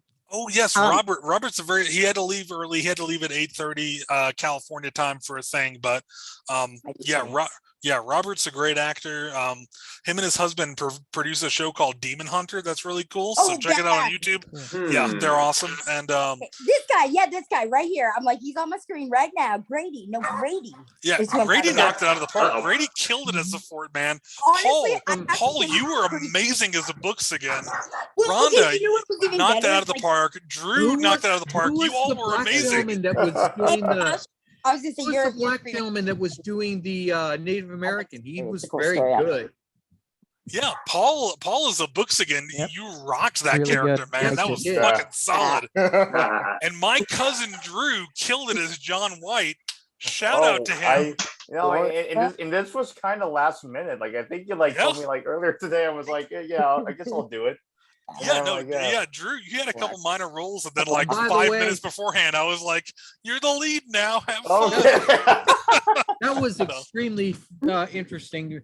I was supposed to only get like, okay, you're gonna be also doing this role, this role, this role. I'm like, okay, that was fun. I mean, if I was a dude, I would take it some. I know, right? Yeah. Yeah, this. Yeah, that was. But no, Josh, I had a lot of fun. Josh, you said you wrote this, correct?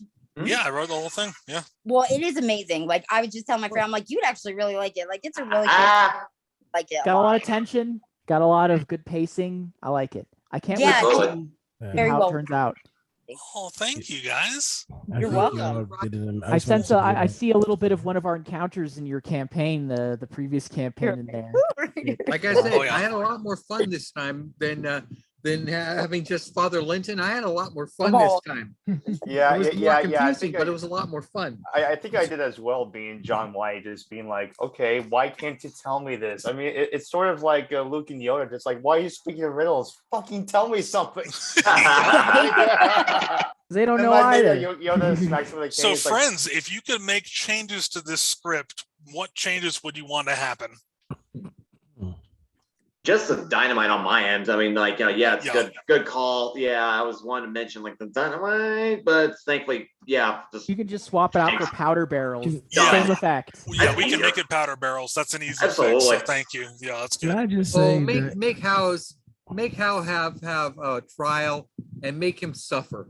That's where my I know- hands are tied, because George Howe's a fucking piece of shit, but he's a real person from history, and he died fishing for crabs with arrows stuck in his throat, and Huh. no I one hate knows rapists. why it happened. Oh. So I had to build the rest of that around it, but yeah, no, that part's true history. Wow. So I wish I could give him a more painful death, but again, I'm wildly speculating that the man was a rapist, so I don't know.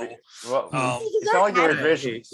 We have no idea. For all we know, he was a God-fearing man that was killed by people because he was from Correct, their you were not land. Killed there, by- but no. Again, based on my research and based on how the colony was settled, based on how they brutalized Aquascopic before then, I'm guessing George Howe was not killed for no reason. So Probably not. I would that's say where I that took he the liberty to probably be like, deserved it. yeah, he probably earned that shit. He So, probably did. so I took the liberty there, but yeah. Well, That was kind of a common practice. Yeah, you seem to be learning, Josh, from Tarantino with his recent revisionist trilogy, where it's just like taking history and saying, "Oh, this was terrible, but here's how it should have gone down." Yeah. I kind of like that, you know. And that's feel what I like- wanted, is that like I love the idea of the Algonquins and the British working together Yeah, to fight Yeah. something bigger and evil, Yeah. because it's Yeah. kind of this idea of, that's what I'm going for with the last scene of John White and Oscar Wateu, where he goes, why did this evil happen? And he goes, why did Aquascopic happen? And there's kind of Right. this lingering despair of, why couldn't we have just worked together? Things would Yeah. have been so much better for everyone Very good. if Yeah. we just worked absolutely. together. That's kind of the theme I'm Peace and going love. for. Well, peace and love. White. Well, guys, I have to run, but thanks so much for putting up with me. I was super nervous, and No, that was great, And I think Joelle. all You of were us were a little awesome. You're nervous. great. So, And like this before, I so I was like that character. Yeah. Oh, We'll thank see you God. next time, Joelle, for sure. Yep. Yeah, that was great. You guys have a great night. have a yeah, good- that was Yeah. fun. Working And with I'm y'all. looking All you forward to guys seeing do, where this feel free goes. to ask I hope it me. goes You somewhere. guys are all awesome. Like you guys were, not to point out, just wanted, you guys were all really good. So Thank you. Nice Um, working Too. with y'all. You're all great. Oh yeah, Thanks. this screenplay is in the. Let me look up the name of it because I forgot. It is in the Los Angeles International Screenplay Awards, and we will Nice. find out tomorrow if it places or not. It So, hopefully will. Nice. yeah, Congrats. So, Oh, thank Josh, you. can you hear me? yeah, I can hear you, Paul. Dude, Alright. you were awesome as a books again, man. Yeah. You rocked that shit. Yeah, Paul. Nice Oh. job. Thank you. I wanted to say that and you all had some really amazing moments, and it was a lot of fun to just sit back and like watch you guys, listen to you guys do your acting. It was really fun, and you guys did really great. And it's a good. I like it. It's good. Very good. Thank you. If I had any suggestion, I don't have anything really. The only thing I would say is how dare you kill me and my wife? We have children. Right? Well, in history, Ananias and Eleanor both died, so my hands were kind of tied. But That was sad. Hollywood, yes, Hollywood is not always adherent to history. You know. You're right. But I was like, no, he's I'll say dead. you got a real 13th Warrior thing going on here with this. I like it.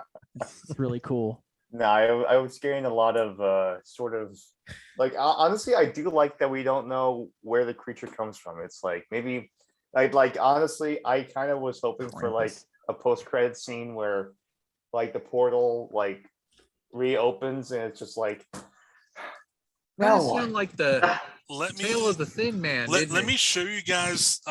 There's a scene from Drew will love this. There's a scene from a Slipknot music video oh that no. I'm pulling on for the look of the monster. And Okay. it's a quick shot. It's maybe 2 seconds, and I will show you all. I don't mind Slipknot. I'm just looking for Headbanger, bud. something, yeah, creepy and unnatural. And here, Yeah. I'll pull it up in a moment here for you guys. I'm pulling it up It'll be my fun phone. to do makeup for that for sure. Oh, Or the yeah, no, CG. Right. Be No, I remember for one of my short films I worked on, we got this sort of costume that was kind of like a black jumpsuit, and we just drizzled like stuff on it to make it look just unnerving. And it was around the time that the first Venom movie came out, so we were calling the guy Venom, like, "Hey Venom, how's it going?" It's pretty awesome to just Yeah. like, For see- people on the call, Drew is an award-winning director and producer of short films. So Nice. Yeah, it is. Nice. yeah, here's the shot. In a moment, you'll see it's from solely Yeah. Oh my first by God. Slipknot. No, you'll see in a second where the keyboardist. See Drew. Okay, there he is. You'll see in a second where he not this scene, the next shot. This scene where that Oh, yeah. weird fucker in Wow. the corner, and I That's was the like, tortilla man. that's what I envisioned for the ancient creature, because my idea for him in terms of design would be that he is okay. So I went through a whole backstory for him, and then I deleted that out of the screenplay because I felt it didn't contribute to the narrative. But I went through this whole thing where he's like this center of the earth ancient being, helped design the pyramids, has a whole backstory, is trying to find his own version of God, and it didn't work with the screenplay, so I Always deleted be all that out. mysterious. Absolutely. Yeah, honestly, yeah. honestly, it's But better. he had like the elongated head, like from those weird Chilean skulls. Yeah. And Kingdom of the he Crystal was, Skull. yeah, but he was all mechanical, and he was stealing Okay. people's flesh to build around him, so Alright. it would look like Uncanny Valley and weird like that. That was kind of the idea I was playing with, but with the current version of the screenplay, it's so hidden and so rarely seen that I feel like it wasn't worth it to expand on that and just let it be barely seen and inferred, so I mean, Holy Slenderman. Slender Man. I got that vibe too. It's always yeah. better to not show with horror and have people fill in the gaps. exactly. I agree completely. The That idea is- of a Wendigo, there was a really good short story. There are two short stories that I thought about when I read your script. And one was Notebook Found a Deserted House by Robert Bloch, who wrote Psycho. And the other yeah. one was The Wendigo, which was a really good short story from a book that Hollywood has stolen from multiple times called Monster Mix. Oh. Including the movie Reign of Fire, Mimic, which was Del Toro, Yeah. Two of those stories became major or at least minor Hollywood pictures. Yeah, and so- you know, in Native American folklore, Wendigos are like the incarnation of when someone resorts to cannibalism, which is So always in- fun, and it has that tie-in to the historical Roanoke. exactly, because in my screenplay I wanted the impetus to be that Perfect. okay, this is an incarnation of the naked aggression of the British settlers I really like that's that. Yeah. here, and it doesn't have to be, but it is, and now everyone has to deal with it Mhm. because some fucking evil people brought it to this world, you know. Yeah. And so that's what I was kind of going Awaken for. So something primal. I like that. It's definitely primal scream of the earth type of thing, which is I highly recommend people read that story if you want to. It's really good, but it definitely gave me the vibes for this, and that's what I really liked about. can you this email me the section. links to those? Greg? Yeah, I'd see love if I to can check find a those out. copy. It should Yeah, be in the please public do. domain. Yeah. Both of them are in the public domain. Please I'm do. pretty sure. Also, Drew, your chosen voice for Weatherby was great. I just that comes from, I don't know, too many international, too many like Edgar Wright, Guy Ritchie movies. Just that's where it comes from. But actually, I wanted to talk about like the less is more kind of thing we were encroaching on. I feel like the Batman is the best example of screenwriters and filmmakers trusting their audience and not bombarding them with superfluous details, Right. giving them a few elements and saying, all right, draw, and letting them draw their own conclusions. I mean, Wait, I are we mean, talking about the Batman? yeah, with Pattinson. Yeah. I was very Oh, pleased Alfred actually with Blackman. Pattinson's. No, I had nothing but faith in him from day one. I thought it was Brian, great. Brian, your blue Honestly. eyes make it look like you're from Arrakis right now. Oh my god, I cannot wait for that sequel. Oh yeah. I love that. I love that one.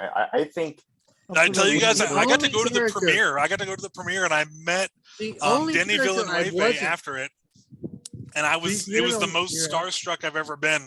I was just You're like, gonna laugh. "Hello, Denny. I love all your movies." But the Yeah, only Blade Runner character I wasn't 2049, which impressed is so with good. was the Riddler. Hmm. Wasn't Oh. at all impressed with Yeah. him. Yeah. Well, what's his name? Paul Something Dano? Paul Dano. Yeah, He's Paul great. Dano. He's great in everything. no, Yeah. no. When he takes off the mask, though, he's like legitimately frightening and actually kind of Yeah. funny when he's just It's like the screaming. unassuming The only time. nature, the mousiness that's really good about it. Yeah, You could he's the terrorist next door. That's what's great about it. yeah. That's one of the things I liked about Now it. the is Riddler's now just the- Joker in the at the end scene I don't know wasn't about black. So I'm Interesting. gonna I'm gonna take off because I Thanks, have Paul. not seen this movie yet. Okay. Yes. Paul, wanted to your say acting something was about you amazing. before I you want got to to hire Paul. you for everything I do in the future. Your voice is incredible. Your acting is incredible.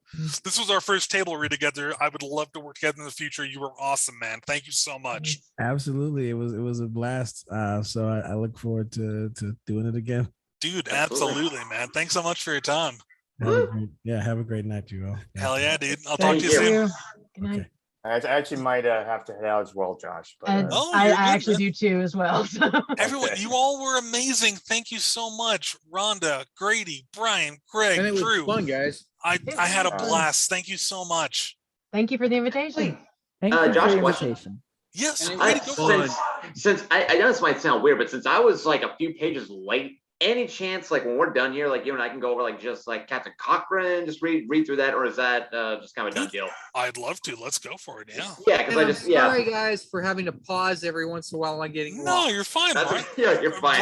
Brian played a million characters, so it's fine. So I had to get up and go get my charger too. So as soon as that happened, I was like, perfect. This worked out just Dude. fine. no I was worries. like, Yeah, oh, let's I'm back on again. Oh, let's Yeah. jump back to oh, I'm talking to myself. Oh, goody. yeah. Grady, let's jump back to page 1. I'll read for the other characters. We can do whatever you'd like to do, man. I'm cool. Sure. Yeah, just Captain Cochrane. Yeah, because I got on early and I thought, okay, sweet. I can't wait to meet everybody. And then boom, everybody's reading the script like crap. Good, man. We started right on time, so it's good. Good night, y'all. Good night, Night. Rhonda. Thank you Good so much night. for your time. Have a You were good awesome. one. Nice to meet you guys. Yeah. Nice to meet you too. Brian, Greg, you guys want to hang out for a little reading here in the beginning? Sure. Great. If I find that it's more helpful for me as a writer to observe from afar. So Grady, if you can read for Captain Cochran, and Greg, if you could read for John White, Okay. I'd love to just watch and see how this plays out. And then Brian, if you can play anyone else because you are a man of a billion personalities, we could just go for that. And I'll read How stage much of this direction. are Is we that reading? cool? What was that, Brian? How much of this are we doing? I figured just the first like 6-7 pages. Okay, cool. Because I got Oh, something yeah. I gotta do that. Yeah, tomorrow. totally. Yeah, Yeah, you once- guys can bounce whenever you need. It's cool. We're just doing this for fun. So Yeah, once it's done with Captain Cochran, I just want to, then we'll be good. So yeah, no, I'll start from page 1, and So you we'll want me to jump in. read anybody else? Cool. We're rock and roll. Yes. So Brian is anyone besides John White and Captain Cochran. Greg Okay. is John White, and Grady is Captain Cochran, and we'll jump in from there. All right, go for it. Inspired by true events, fade in from black. The dark waters of the Atlantic swirl and churn. Exterior deck of the HMS Moonlight. Day, close-up of John White. Stern-looking man in his early 50s with dark hair just beginning to gray, squints as he surveys the horizon. Dark, ominous clouds hang low in the sky. The shoreline has sandy, deserted beaches that led into the dense woods. The foreboding shows of the New World. do you see anything? No, Maybe their fishing sites have shifted. maybe. Is this bay familiar? John White looks to his right. Exterior Atlantic Ocean day. We see that John White is standing on the deck of a large 2-deck ship. Another similar boat, the HMS Hopewell, sails abreast of the HMS Moonlight. The shoreline gives way to a small bay just ahead of them, with beaches that stretch a little further to the tree line than on the rest of the shores. Exterior deck of the HMS Moonlight day.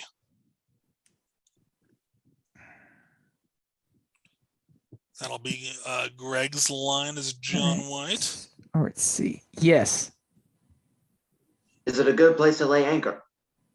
it will suffice. The colony is a short way inland from here. From there. Exterior Virginia Bay day. The 2 ships lay anchor in the bay. Small rowboats are deployed, and their crews, including John White and Captain Cochran, land on the beach. John White walks away from the 4 dozen men unloading the boats. Captain Cochran follows him. Governor White. Governor White. John White scans the tree line, searching intently, ignoring the captain. John. John White turns to look back at him, a haunted look in his eye. It will take some hours to get camp set up here. We can begin our search at daybreak. No. Give me a dozen men. We'll make our way to the colony tonight. John, it's been 3 years. If they've survived this long, then another night won't be necessary. We go to them tonight. Captain Cochran looks at him with concern and hesitation. Exterior forest evening. John White strides purposely while a dozen expeditioner men follow him, some carrying torches. Exterior forest clearing evening. John White exits the thick forest and comes to a large clearing. And I'm actually going to stop here because there's not a lot of dialogue for the captain or for John White for a bit. Mhm. It's more of the expeditioners commenting on doing a little exposition work where they're like, oh, why is John White so upset? And the other expeditioners like, oh, his daughter and granddaughter were part of the colony. That's why he's upset. So it kind of lays that basis for the audience to sympathize with John White. And that's kind of what I was going for there. But what are you guys' impressions of the screenplay? Does it have merit? Is it okay? It adapts a historical event with a nice supernatural bent, which I think is interesting. So Well, yeah, exactly. Because, like, what someone said that, like, I think it was Drew who said he was expecting, like, a last thing, like, post-credit scene. It's like, it kind of makes you wonder, is this something that, since this thing is unveiled, like, at the founding of the nation, if you will, with the early colonies. That's what you mean. Right. And it's like, something that's manifested, hit the fast forward button, like post credits, maybe there's something that pops up, during the Civil War, just that thing that lies dormant that just rips humanity apart limb from limb, Right. So Sets it up for different appearances in different parts of history.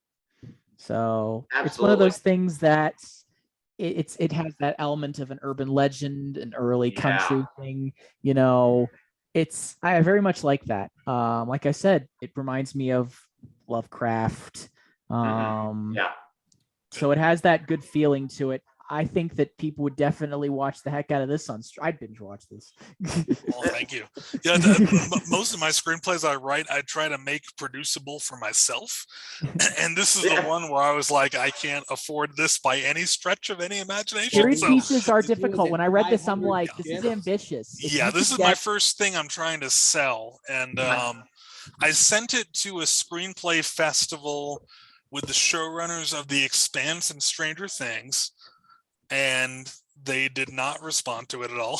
So when it was like 500 ships, I'm like, 500 ships. That's historically accurate, though. I didn't write that scene. Just I looked up shit from that event, but when I read through this, I'm like, this is all very well researched. Aside from the dynamite, everything else seemed very accurate. So. Well, thank you. I did a lot of research on Roanoke and got really the chain of events was fucking weird for that in real life, where it's still mysterious. John White's entire Wikipedia page is really legend. Short. Hardly anything known about him. Yeah. Well, I had to go beyond Wikipedia and read books like a weird. You have to go back and do your actual source research, and there's still, I'm sure there's not that much. And that's what I tried to give in the screenplay, is that in real life, what happened was they charted the New World a couple times, and John White was their cartographer, not their governor, and then Sir Walter Raleigh was like, we're going to make a colony in the Chesapeake Bay, and I want John White to be the governor. And they were like, just on your way, stop by the South and pick up your 15 men from Lane's old fort. And this is historically accurate. They got there, and there was one naked skeleton, and they didn't know what to make of it. Yeah. And so they got there, and they were like, that's fucking weird. And then their navigator, Simon Fernandez, mutinied and left them there. And so they made the colony in Roanoke instead of the Chesapeake. And then because supplies were going to the Chesapeake and not Roanoke, they sent John White back to England to fix things, and the Spanish Armada happened. So it took him 3 years to come back. And by the time he got back, the colony was gone, and no one knows what happened. Nobody knows what happened. Right. Well, the latest is, and so this kind of fits in with the ending of my story, is that they've found, like European Caucasian DNA in Native American tribes. So they think that what happened was that the colony was suffering, and the Algonquin tribes took them in, sympathetically, and that they meshed with the tribes. Yeah. Which is much less tragic. Much less. Yeah, absolutely. Thing. Yeah, much better than the fucking colonists deserved, in my opinion. So they got a very nice deal out of that. So I mean, go ahead. Oh, go ahead. Grady, what's up? It's like there's this one book that I just got done reading not too long ago. It's called I think like American Nations.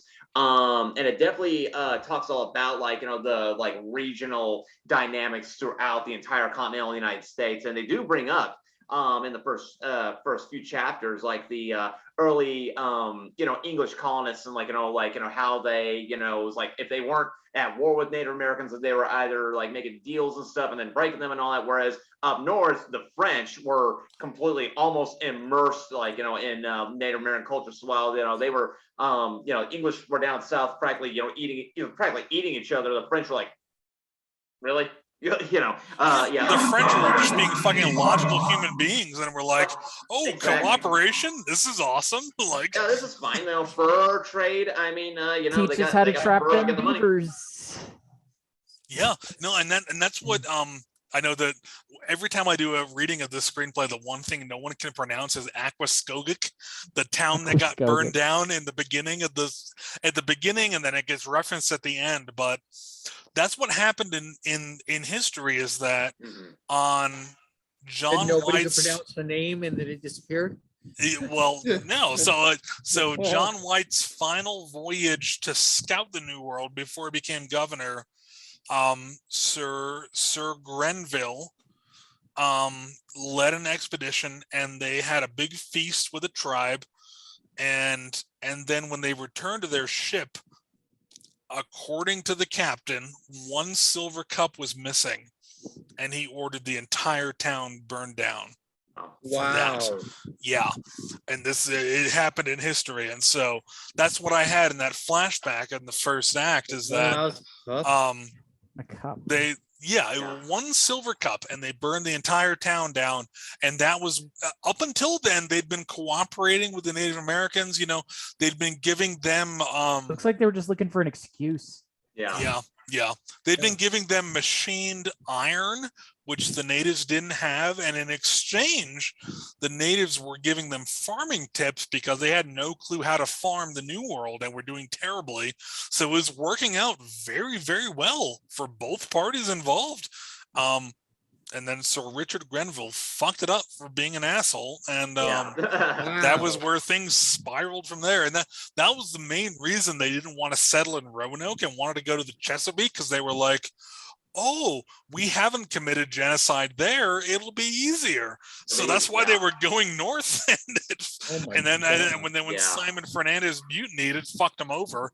And so I don't feel bad for him, but it's that's what happened. So that was but I'm so glad you guys pointed out the dynamite stuff, because I had no idea on that. So again, replacing it with powder kegs is a super easy fix. So that'll make the screenplay historically accurate, which I love, you know. Because it popped into my head, like, you know, when it came to dynamite, I was thinking about that, and then it kind of reminds me, I'm pretty sure that's how we discovered dinosaur bones and all that, was like, you know, we found out what dynamite was all about, then we started sticking it in the ground. Nobel creation. Alfred Nobel. Alfred Nobel, the guy, it's the reason the Nobel Prize exists, is because he's the one who invented it and used his money, because he felt so guilty that he made something that blows stuff up. I didn't know that. That's fascinating. Absolutely. It's almost like the machine gun. Like, you know, the guy, made the very first machine gun, Hiram Maxim, fired 666 rounds per minute. And he said, if we get a gun like this, you know, the whole world will sue for peace and they won't want to go to war. And then unfortunately, I was like, no, screw it. We want that machine gun. You know, proliferate as much as you can. So, yeah. Well, while I have you lovely gentlemen on this Zoom call, do you mind if I take 5 minutes of your time to talk about the TV show I'm producing real quick? Oh, yeah. Sure. Yeah, no problem. Great. It's called Graves. It's a supernatural thriller. And Grady, I want to cast you in it. Brian, Greg, I want to involve you guys as much as I can. I'm not the showrunner. I'm the right-hand producer, but we're getting ready to film the intro for the first episode. And have I sent any of you guys the pilot episode yet? Not yet. Not on my end. I would That's the love supernatural mystery, right? Yes. Can I send that to all of you guys? Yeah, please do. Because I actually wanted to be involved in this. I actually thought this was what you were talking about, this thing today. Oh, this is different. Yeah. No, it's let me send you all the pilot. I'd love your feedback on it. Aren't you filming this down in Brian Pueblo read as for well? a character named Mikhail and fucking knocked it out of the park. Very good. Yeah. Yeah. Nice. It's so we're trying to do supernatural, but with a True Detective 7 vibe. Yeah. Very dark, very gritty. We're going to be filming in Colorado Springs, trying to make the town look much smaller than it is. And that's hard to do. Well, we've written 7 episodes, and we've outlined seasons 2 and 3. So our kind of game plan is that we're going to film the pilot and then film the first season and release that on YouTube, because my showrunner Chad runs a very successful YouTube channel, so he has all the equipment and everything for filming, and then we're going to shop that around to networks and either have them pay for seasons 2 and 3, or pay for redoing season 1 with a higher budget and going from there. Very So good. that's kind of the game plan that we're going for. And so, yeah, I just want to involve all 3 of you guys. Y'all are awesome. And so, however I could bring you on board, I'd love to do that. So. Absolutely. Yeah, My definitely. only hang up at the moment is that I'm just like a month into my new job. Yeah, I'm gonna need some time to build up, like, vacation and all that. Is that going Totally. to We're getting ready to film the first episode in like September, so it'll be some time. And yeah, we're flexible. It's an indie production. We'll work with your Good. schedule, man. It's all good. So yeah, it's be? chill. If it's on a weekend, Because that's you're in the Kansas best. City, right? Yeah. So yeah, you could if we Not that- wanted to have you come act, we'd have you commute out on a Friday, film over the weekend. Most of our cast is Yeah. going to be weekend actors anyway. So Good. Yeah, and I can yeah. do that too because I'm having classes this fall, but I will be able to go, and they're all weekday classes. So I'll Dude, make time on hell the yeah. weekends to come Very good. out. I want to be on set and see this. This seems cool. Fuck And yeah, I it's know gonna you be great. probably need all hands on deck with, I don't want to say I made a couple films and I won a couple awards myself too. So Mhm. Yeah, you short have, films, man. so- You're awesome, dude. So I mean, I know my shit, so I can help you guys out. And I have an editing Yes. rig too at home if you need somebody to edit. Ooh. So I have a 3090 and 10900K on my desktop and a professional monitor, and I've edited before I premiere. So Okay. and I have an official license premiere, so I don't just Oh, have and I dude, have the hell whole yeah. Adobe suite. So if you need me to, if you want to just sit next to me and edit, Yes. if you don't Yes. have an editing setup, that'd be great. So perfect. I'll bring the coffee or whatever else you'd like, and Yeah. we'll make that happen. Snacks, all Because the deal. I'm a Luddite. I'm a writer, and I'm not tech savvy at all. And my my And I'm- showrunner, yeah. he do you guys have YouTube app on your phone? Yeah. Yeah, look up Diegesis. DIE. Yeah, you get it. Yeah, he Love it. runs a reaction channel, and he's the showrunner for our show. Oh, I've heard of this guy. Yeah, Chad's our showrunner, so he's a good guy. So, But yeah, I'm like, and I'd be very good with tech stuff in general, whether it's film equipment or great, editing. because I'm Well, not. my major I'm is like the creative cybersecurity. I'm doing my consultant. MBA at UCCS. Yeah. So I'm I'm the a creative high consultant. in California, so I'll be a voice. Well, Perfect. Brian, if we do any voiceover stuff, you are our first pick because you're fucking awesome. So Yes. Yes. But no, also if you guys are on social media, check out the movie Seeking Justice. Seeking Justice. I'm a producer, not the Nicolas Cage one, unfortunately, Yeah. but the other one. I'm a producer on that, and the director is doing rough cuts on that right now. It's in post right now, so it'll be releasing soon. So if you guys could give that a follow and support, I'd appreciate it. Absolutely. Yeah. So, of the two of you, I don't remember. I know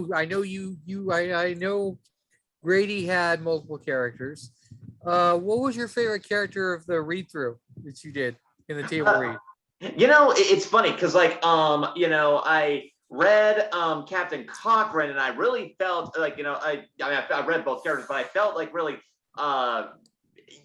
I was really drawn to that one, and so I was kind of disappointed that, or not disappointed, but bummed that I got in, and then Captain Cochrane's character was done. But then came Fort Man, and I really pushed that one out. I closed every door between here and the hallway to my apartment, because the last thing I need is to scream and then get swatted. But You knocked it out of the park, man. That was fucking awesome. Oh, thanks. Yeah, my first short film was basically my character set in a futuristic dystopian setting, and he gets tortured by this computerized machine and all that. And we Whoa. shot it in a mall. We had people walking left and right, going somebody getting tortured down there? Yes. Oh, if you believe me, good. Yay. So yeah. That's awesome. Mhm. That's awesome, dude. But I to don't answer the remember, question, Greg, ultimately, did you have Fort Man. multiple characters? Tawai, or what was his name? Yeah, The- Hawaii. Yeah. Hawaii. And the ancient one. That was the only lines I read. Yeah. What do you think of Tawai? I want to hear your thoughts on him, Greg. What was your impression of him as a He didn't character? have a lot of lines, but what he did have had a lot of impact. Which I liked. Mhm, mhm. Good. Because I wanted to write him in the first scenes you see him, where he seems like a foil to Manteo, Mhm. and whereas Manteo seems like this wise, instinctive guy who's kind of playing a bigger game. I wanted Tawai to feel younger and kind of like a simpleton. And I actually have that line where John White is like, he's no better than a simpleton. Like, fuck that guy. But then later when he calls out Mateo on his bullshit, I wanted that to be the audience moment of like, oh, this guy Tawai is pretty wise, actually, you know. So that's kind of he what leaves and then he disappears and probably gets eaten. So you know, like no, he survives. He's one of the few survivors, man. I guess he was Tawai a is awesome. survivor. Yeah. I gotta go. All right, Brian, let's see you, thank you for Brian. your time, man. Nice meeting Thanks you. for taking Great time. hanging out with you. You guys, this was so fun. Like, we should do more script readings. Yeah, that was fun. I'd love to. This is great. I'm part of a group that does script readings every week, but the guy who runs it has been producing a feature film, so he's been busy the last couple weeks, and so yeah, let's, if you guys have stuff you've written that you want me to help you cast and do Zoom readings, let's do that. Already sent it to you. Oh yeah. Well, yeah, Brian has a great script called Blood Rights. The Rights of Blood. The Rights of Blood. I always get it wrong. Brian has an excellent vampire script that's fucking awesome that we can cast. Yeah, we could read that next week. Let's do that. Fuck yeah. Absolutely, It's not done yet. It's only got a few. Well, if you turn it into episodes, it would be done. Yeah. Well, let's read it out and see what we can grow upon from there. Why not? You know, I'm gonna say, worst case, it'll be fun. Yeah, I will. Like when it comes to like all these like you know, like read throughs and like, you know, films and all that I'll talk to you stuff. later. You do. Okay, see you, Brian.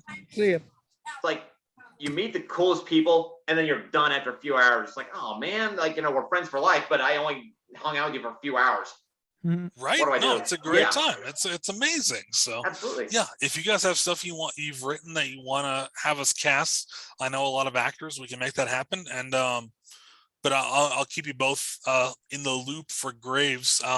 Let me email you both right now. Grady, what is the beginning of your email address again? Bolding, that's BOLDING, Bravo, Othello, Lima, Delta, India, November. I got you, Gamma. buddy. Because I sent you the stuff earlier. And then Greg, what's yours again? CAR. Oh, Karsaroth, yes, totally, from D&D. Totally get it. Yeah. Let me send you the Graves pilot. I would love y'all's feedback on it. And I want to bring you both on board however we can. So let me, especially considering you need people in town. So yes, absolutely. So let me send you. I know people also in the UCCS film department if you need actors and stuff too. Fuck so. yeah, dude, that's amazing. That Yeah, I would could be talk so to helpful. Robert von Dosanovsky and people there since he knows me. I graduated from that program, so I can want to become a producer, link dude. up- Fuck yeah, I can that's how link you up do with it. you on that. So Absolutely. I would love that. That would be super helpful because right now me and Chad are really the only two people working diligently on the project, and we've been just kind of because if you need a casting call or something like that, that's always good. yeah. So Chad, the showrunner, who runs the Diegesis channel of YouTube, he's super concerned about availability of cast, which I totally understand. And so we're going to be filming the main character's house at his house. And then the other recurring characters are going to be at my house. And then for everyone else, we're going to Airbnb it up. You know, we're going to get Airbnbs and shoot at their houses. Cause I just emailed you guys both the pilot, but it's kind of a monster of the week thing where, you know, there's so the whole, just to spoil the season for you, what you learn over the course of the season is that the main character, Isaac, is named after Isaac, you know, the binding of Isaac, like from the Bible, from Abraham. And he used to be a Salem witch hunter in the 1600s. And the final witch he had, you know, burned at the stake, cursed him and made him into a being that has to answer the call of anyone who summons him. Nice. Wow. So yeah, so he's when he gets summoned, we're doing like David Bowie's last music video before he died, where he has the cloth over his eyes and the little buttons, you know, but he'll get summoned ritualistically and have to go and respond and go and solve whatever demonic possession or monster is afflicting whoever summoned him. And that's kind of the show. Season 1 is him doing that, but also falling in love with a girl he meets through because his summoning doesn't pay the bills, so he's an Uber driver too. So both his jobs are people summoning him, and so he meets a girl who's new to Colorado, who they kind of kick it off, and they end up bonding. And so season 1 is him dealing with these different things, but also realizing that there's a sense of something malevolent is in the force and trickling into the city. And so he has to deal with that and kind of be like, oh, something's going really bad and we're not winning.